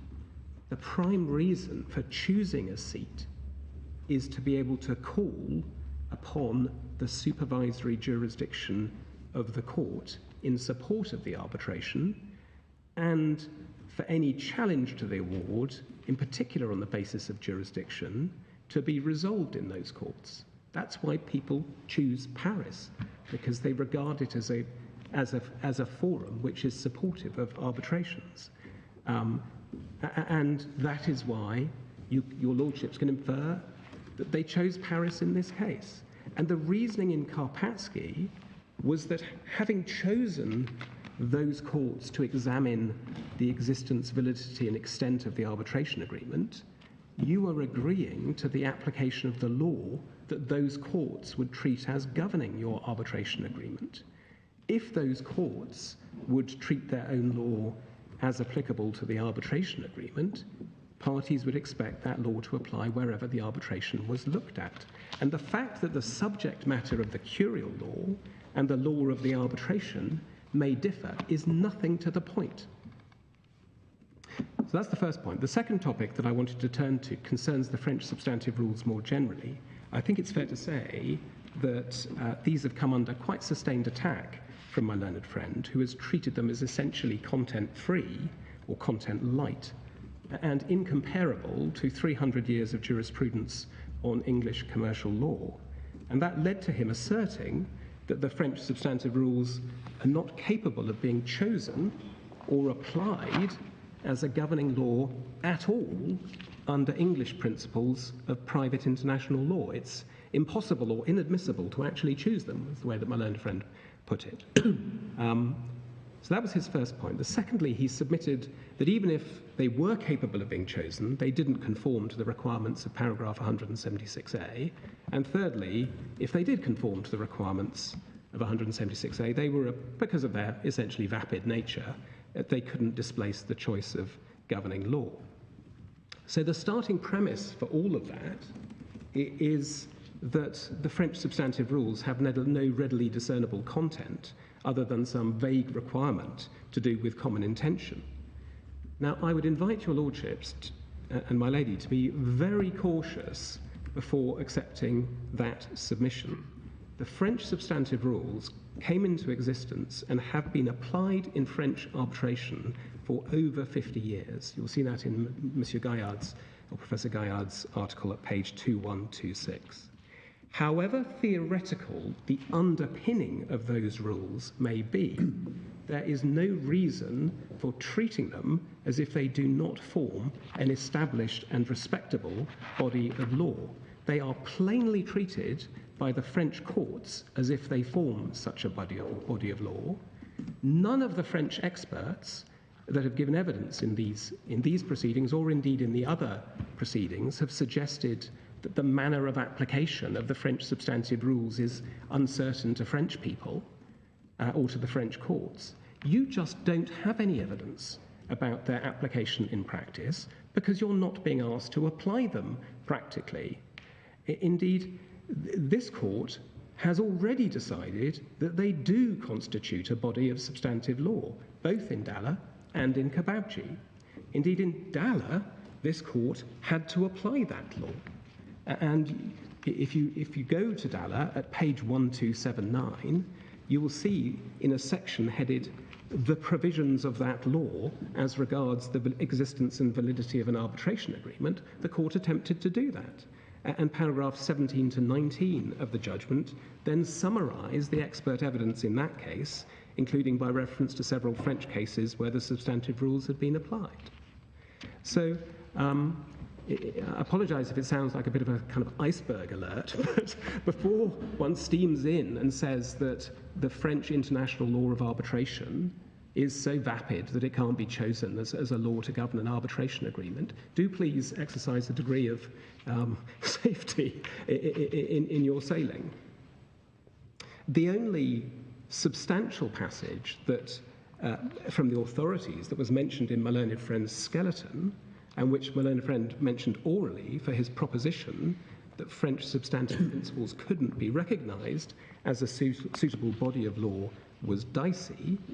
But the passage in Dicey to which he's taken your lordships, which is 32075 at page 2011, concerns something completely different. It concerns how you characterise a non-national religious law. Now, whatever you say about the French substantive principles, they are not that. Indeed, as my learned friend has just drawn to your attention, in the passage of Dicey concerning renvoi, it was at pages 1994 to 1995, one can see that we have a description by Dicey of the relevant principles in which they are described as being the chapter of French law which French law applies to the facts and matters in question. Now, you will be able to go back to Dalla and make, if you like, what you will of what Lord Collins said about the rules, but that is a fair characterisation of them.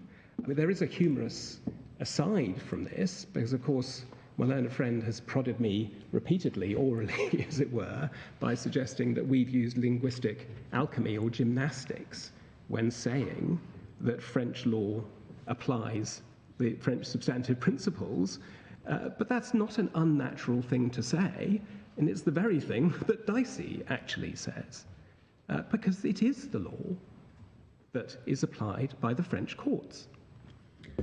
What seems a bit odd is to use a choice of French seat as an inference for applying a system of law which, as the French see it at least, is expressly not connected with the French seat, but exists as a transnational system, independent of any seat chosen by the parties. It's an odd terminological curiosity that the French courts describe it as a transnational. Well, it may go a bit more than that, because that's how they see it. I mean, I was reading Professor Gaillard's article that he put in the bundle, where he rubbishes our system as rooted to as formalist and depending on choice of law principles, whereas they go straight to the international arbitration and the principles that govern it, as a free-floating system. Yes, well, I mean, two points about that. Professor Gaillard's article was obviously written before the. Well, I meant he said much the same thing about my judgment. No. He might. I fear he might.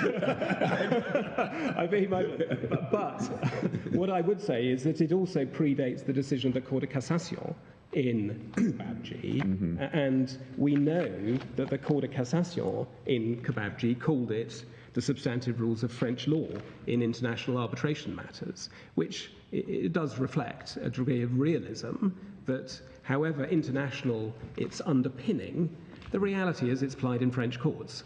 It's developed by the French courts. Applied in French arbitral tribunals? Yes, it is, yes. And my learned friend... In the same mandatory way? Well, that's a much more difficult question to answer, because there are PhD theses on the question of which is the applicable law to be applied by a tribunal seated in any particular jurisdiction. But the working assumption is that you will apply the law, the conflict of law rules of the seat, because that's the place where your award is most likely to be challenged. And so it makes sense that if you're trying to assess your own jurisdiction, you assess it in the same way as would be assessed by the seat. So that... It's certainly what they did in Kebabji. It's what they did in Kebabji, exactly.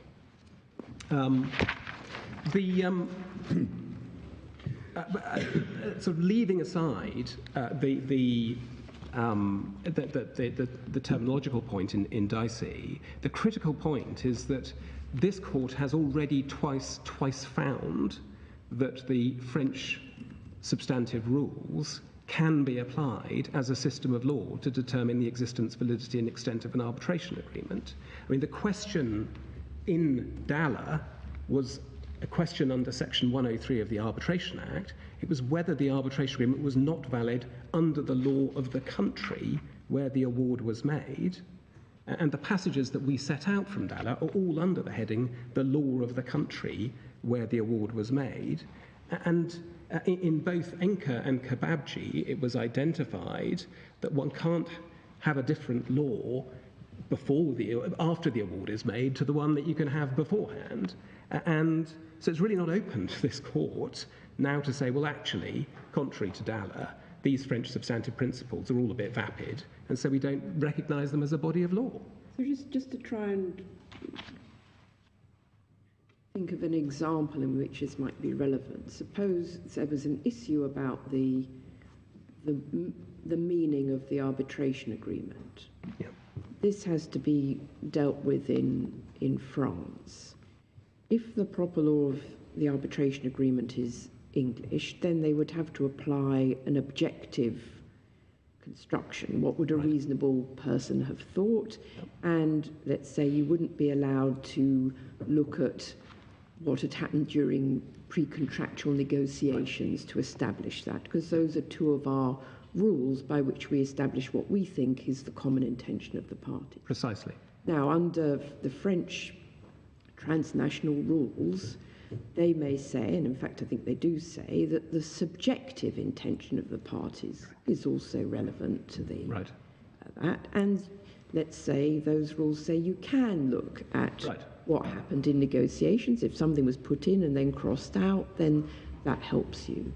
And you may get to a completely different answer. Correct. Right. So are you saying that because of that an arbitration tribunal in Paris would regard itself as bound to or likely to apply those French rules and therefore look at subjective intention and look at evidence of what happened in negotiation? In relation to the making of the arbitration agreement, yes. But if they've been charged to apply English law to the substantive dispute, then they will recognise... the main contract. Yes, exactly. No, I'm not, they'll adopt a different approach. Yes, of course. Precisely. And that is, if I might say so, the dual approach that one commonly comes across, that one was in a jurisdiction, a forum, which applies different rules to determine whether you should be in that jurisdiction to the rules that it would apply to govern the dispute in relation to that. But you say the French tribunal would say,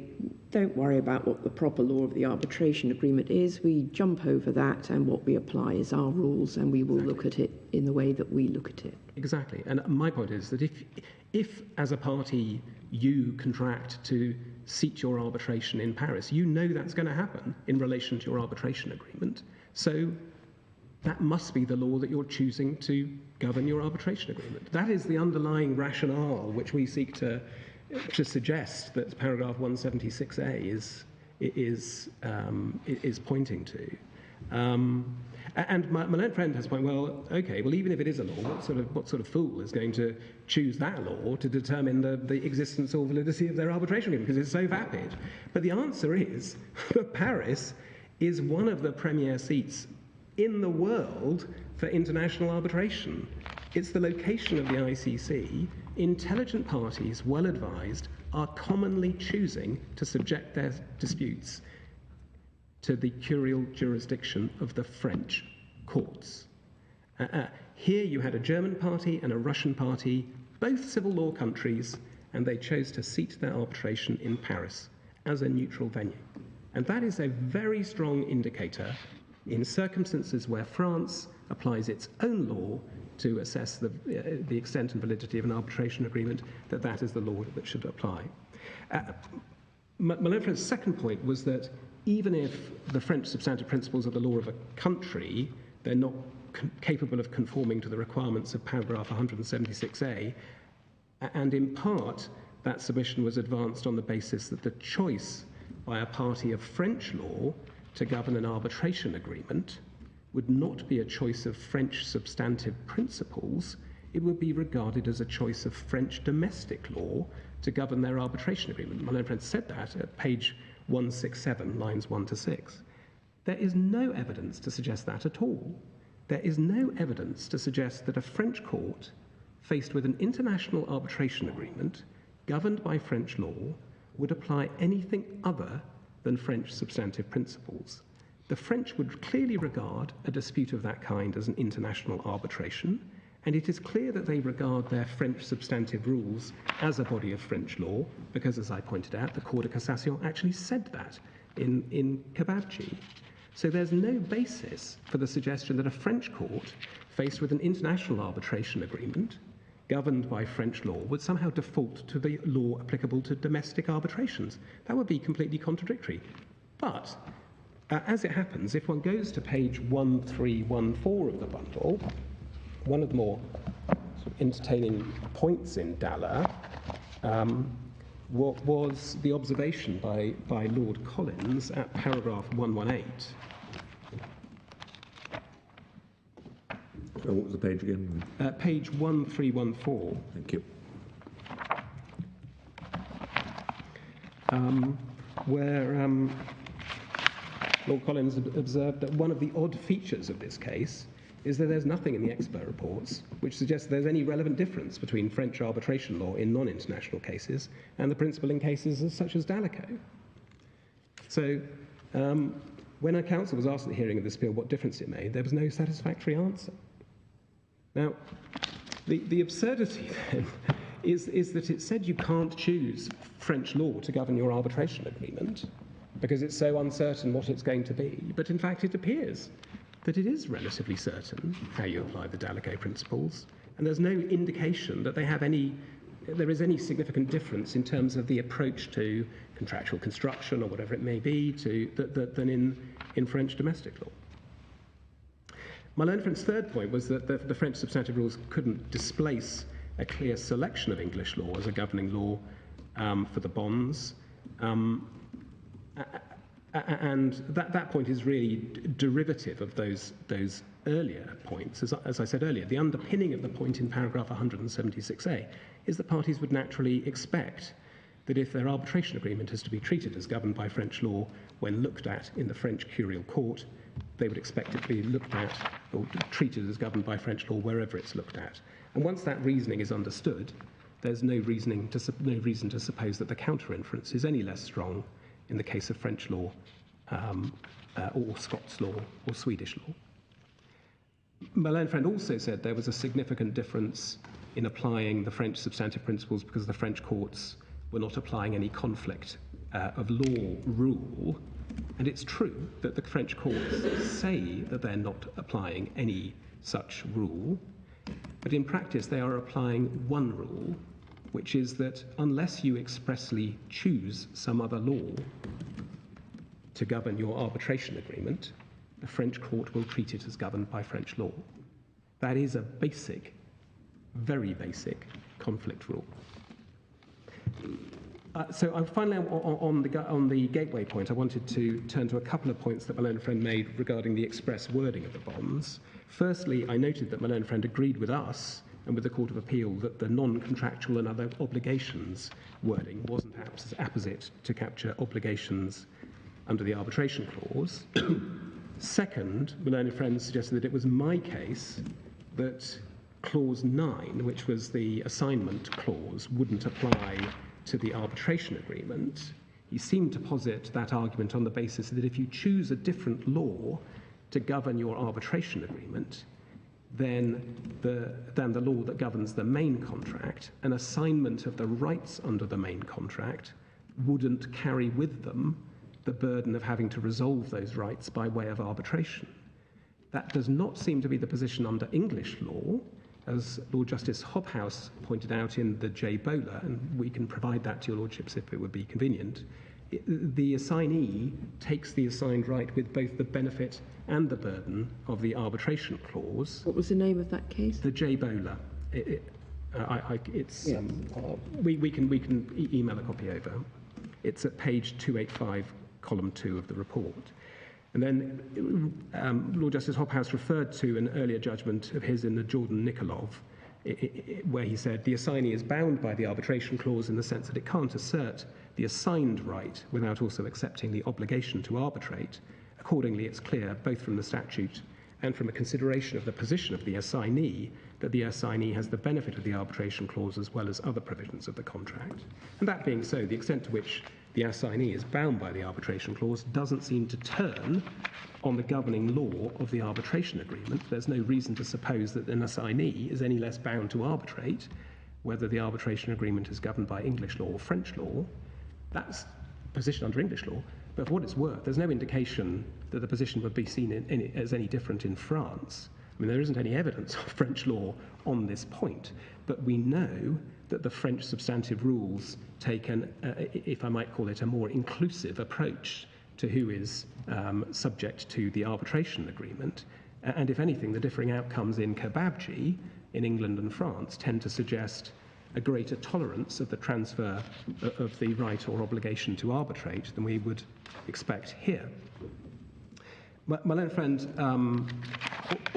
also had a point about how I was arguing that the first sentence of clause 12 was governed by, but you'll recall that's the try to settle bit, right, was governed by a different law to the law governing arbitration. I hadn't suggested any such thing, nor could I, because the majority found to the contrary in ENCA at paragraph 168.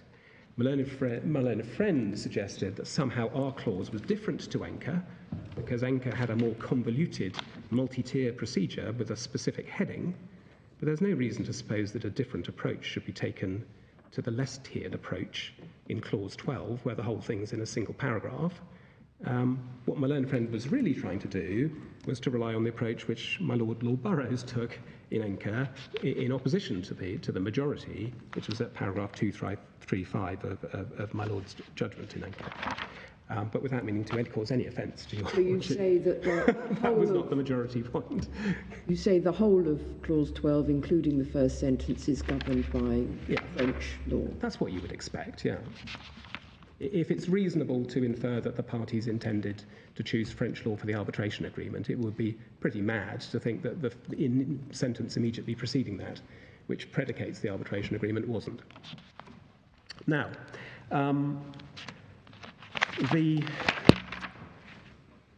ought to turn to available forum, proper forum, and all the rest of it. I think that the headline point that my learned friend has made is that you cannot compare the English forum with arbitration in France. That is the absolute fundamental point that my learned friend makes. He accepts that there is no authority in support of that proposition, and it's not surprising that there isn't any authority, because this is the first case, or first set of cases, in which anybody has suggested that you could rely on the English anti-suit injunctive jurisdiction to obtain against a foreign party in support of a foreign-seated arbitration. But one has to analyse the thing as a matter of principle, And just ask yourself the question, can it be right that you can't treat the place that the parties chose to resolve their dispute as a relevant forum? And the answer to that must be that you can take account and must take account of their choice of forum. Isn't that dealt with by a separate set of rules, though, about stay of arbitration and when when you should go to arbitration and when you should be in court? That's not what we're dealing with when we're dealing with territorial jurisdiction of courts. Well, were that the case, the position would be that the English court would, the ex parte stage, grant permission to serve out, and then you would be obliged as the defendant to try to resist the English court taking jurisdiction by making an application for a stay. And there's absolutely no suggestion in any of the authority that that is something that you have to do.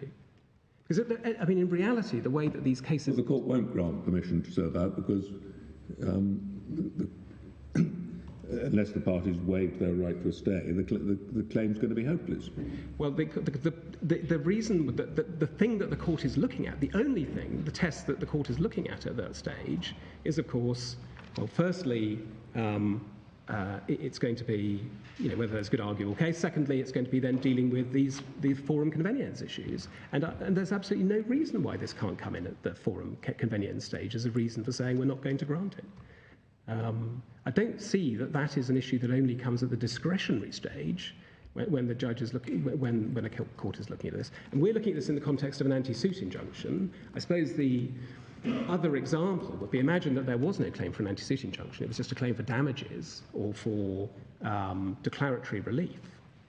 Well, why wouldn't it be appropriate for this court to take account of the jurisdiction that the parties agreed to submit such disputes to?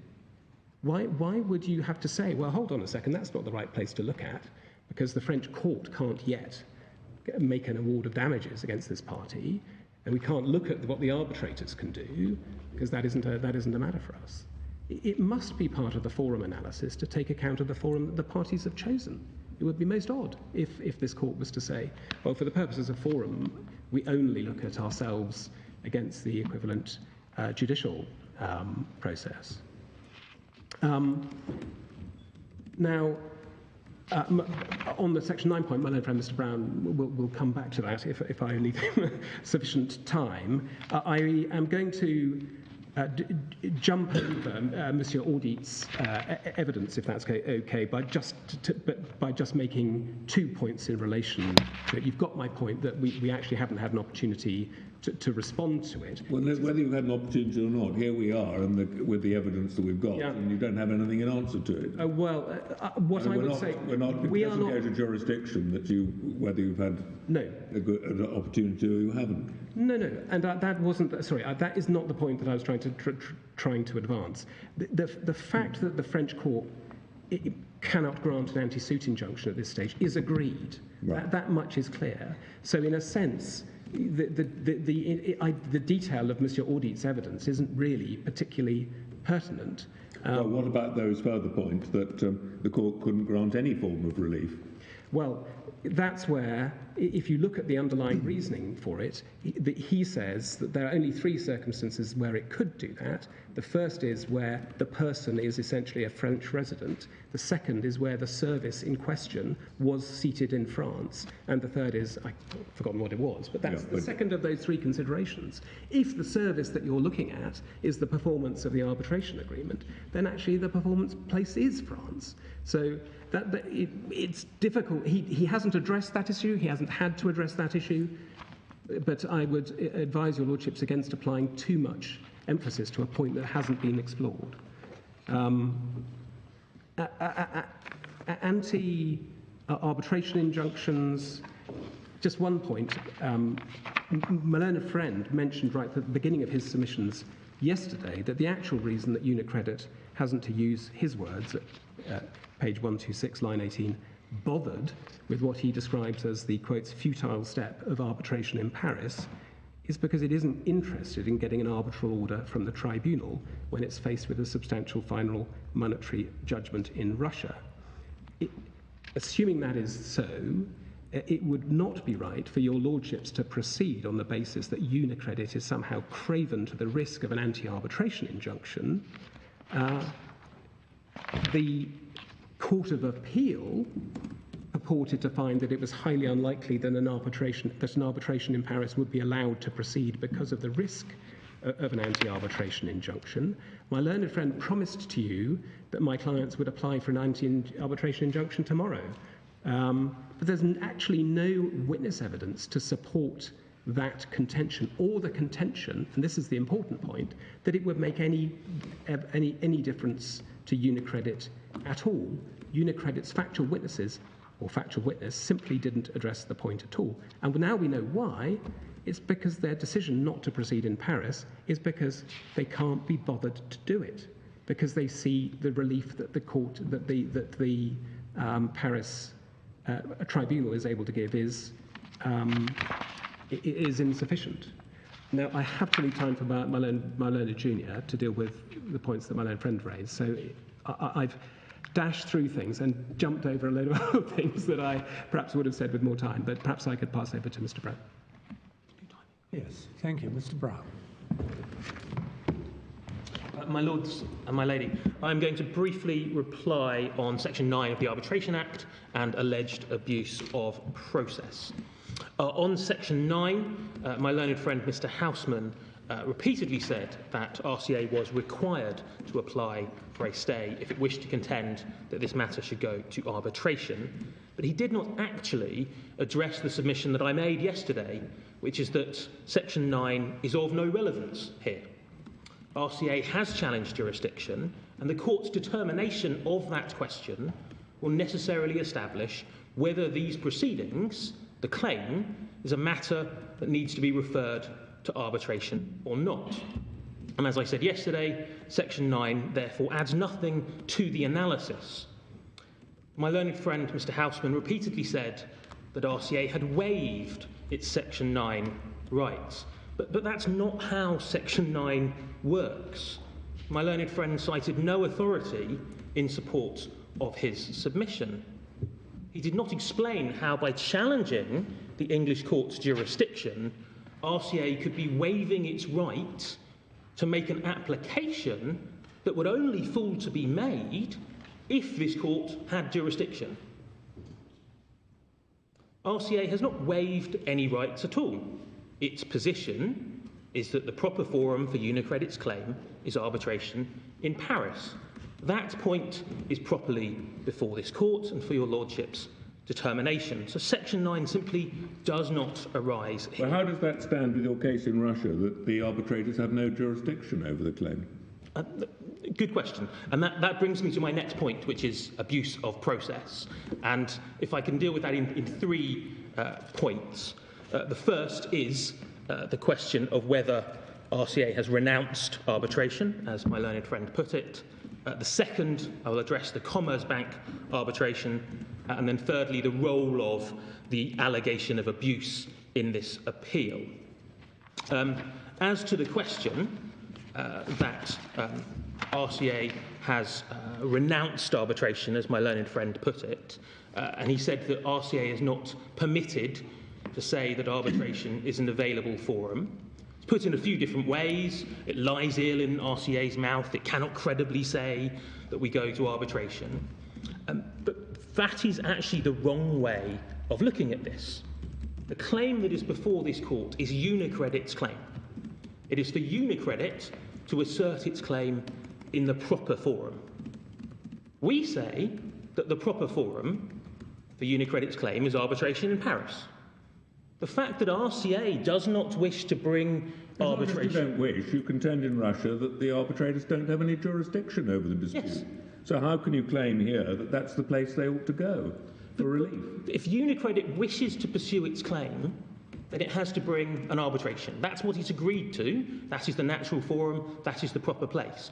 RCA is entitled to maintain that the arbitration agreements are unenforceable. And that's, as I said yesterday... Well, you're maintaining on the one hand it's the place they should go, because, implying it must be because it's an enforceable agreement, but on the other hand it isn't. Well, that is completely contradictory position that you're seeking to maintain in 2 different places. It's not a contradictory position, my lord. It's saying that RCA, if an arbitration is brought, RCA is entitled to challenge the enforceability of the arbitration agreements. That is common ground. That was the undertaking. In Paris? In Paris, yes. And until an arbitral tribunal has been formed and is sitting and has resolved RCA's concerns about the enforceability of the arbitration agreement, until that has been resolved in the proper forum by the arbitrators, then RCA is entitled to maintain... That's not the position you took in the Russian court, though. We've been shown the judgment there. Yes. It says that the only place that anybody can go is Russia, and Paris forget about it as far as your clients are concerned. Well, but now you're saying here that that's just where they have to go if they want any relief to stop you. And that's completely contradictory. It's not contradictory, because it's saying if UniCredit wants to pursue this claim, then it has to go to arbitration. In that arbitration... So one rule for UniCredit and another rule for RCA. So RCA is not the claimant in that arbitration. It is not the one that is going to bring... No, but you're putting up an argument to say that that's what they have to do. So you're positively relying on that in this case. Yes, they have to do that, and then in the arbitration we will contest the scope, the effect, the validity of the arbitration agreement. That is the proper place for that argument, my client's position, to be heard and resolved. Would that still be the case if as Mr. Houseman fears, next week you go and get a judgment and you get from Russia, and you get the Russian court to injunct UniCredit from, or restrain UniCredit from pursuing the arbitration in Paris? Would you still say that Paris is the proper forum for this dispute? If UniCredit wishes to bring its claim, yes. That is the forum that it has agreed to. That is the forum that, if it wishes to pursue its claim, this claim that's before the court, it should go to the arbitration.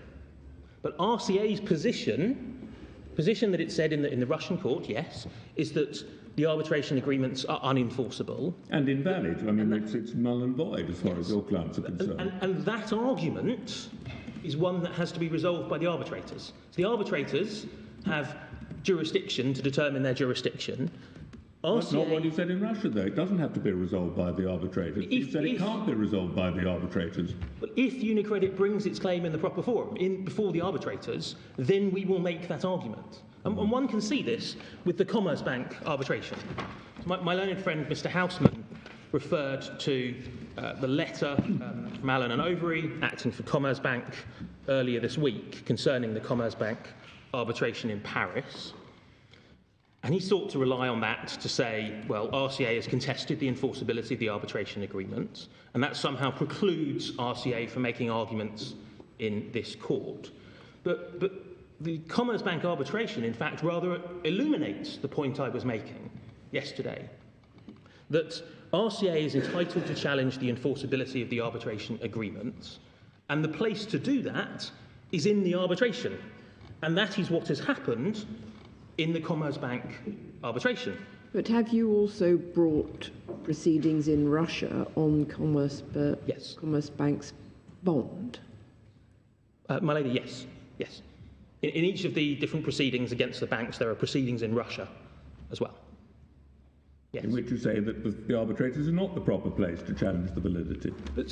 And when UniCredit brings its claim in the proper forum, in the arbitration, in that arbitration, RCA has put in, as Mr. Houseman said, an answer that says these arbitration agreements are unenforceable. And that issue will be determined by the arbitrators. But suppose the arbitrators are against you in Paris and say, no, these arbitration agreements are enforceable. What then happens to the Russian proceedings? The Russian proceedings can continue.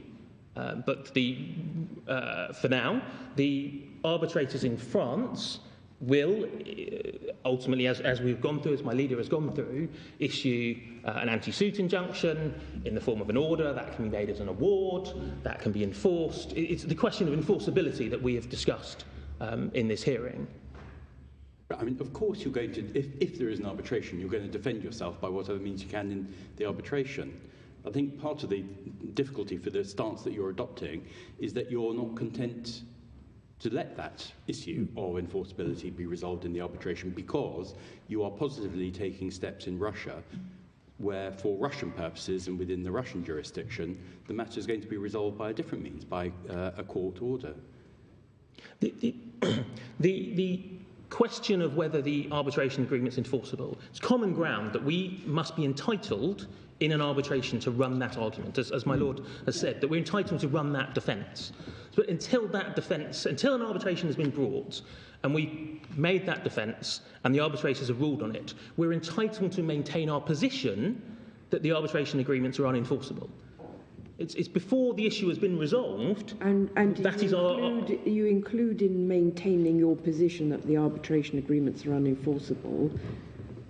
Part of the way that you maintain that position is by pursuing the claims in Russia. Is that right?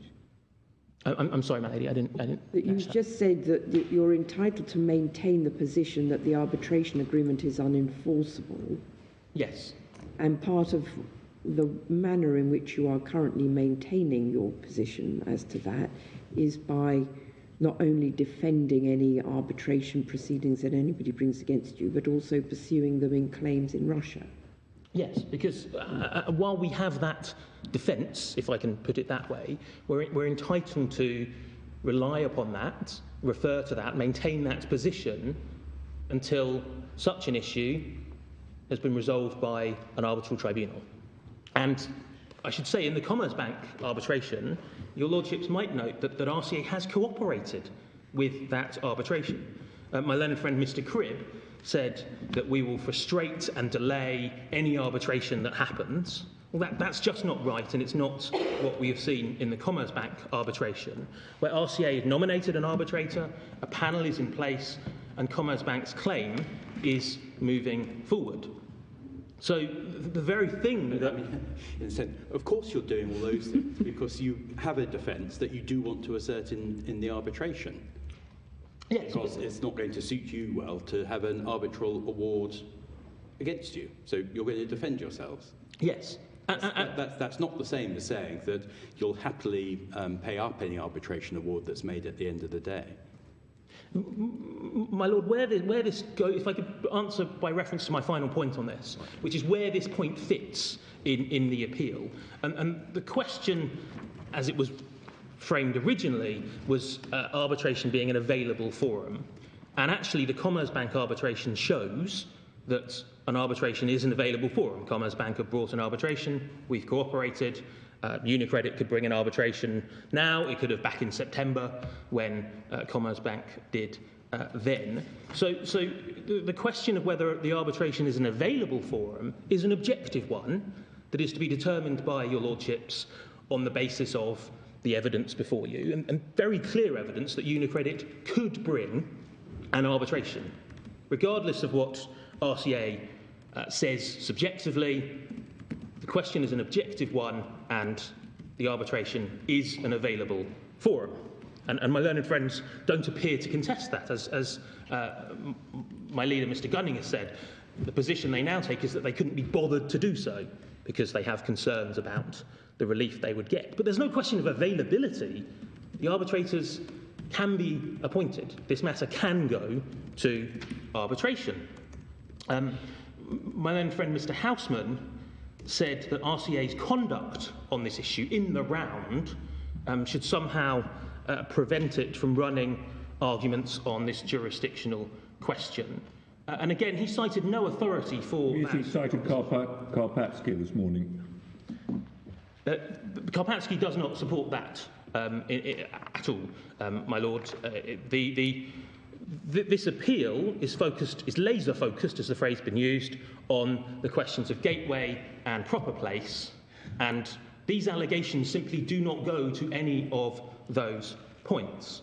My learned friend Mr. Cribb submitted earlier, it's now said that it could form part of the substantial injustice test. That's a new submission. Again, no authority was cited for that proposition, and it's contradicted by what's happened in the Commerzbank arbitration, that we have engaged with that, and in that arbitration, RCA has raised the enforceability points that it has. And again, substantial injustice is an objective question that has to be determined. So RCA's subjective position on these matters is not a relevant consideration. My Lords, I apologise, I've overrun at past 1 p.m, unless you have anything further. No, thank you very much, Mr. Brown. Grateful.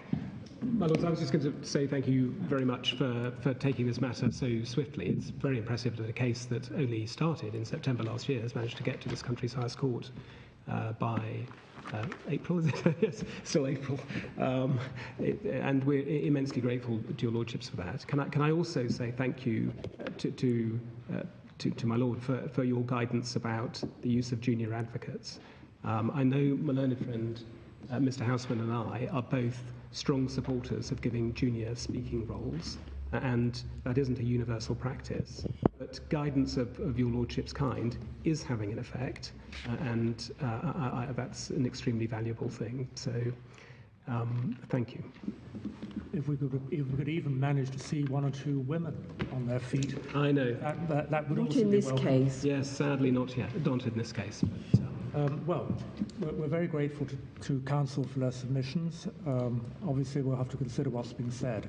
If we're in a position to give a decision next week, as I hope we will be, then we'll do that. Parties may need to be ready. If you're wanting an order from us, depending on which way our decision goes, then you'll need to be prepared to move quite quickly. I don't mean any discourtesy, but if it's next week, I won't be able to attend. Understand. And I echo both grounds of thanks that were given by Mr. Gold. Thank you. Well, we'll adjourn.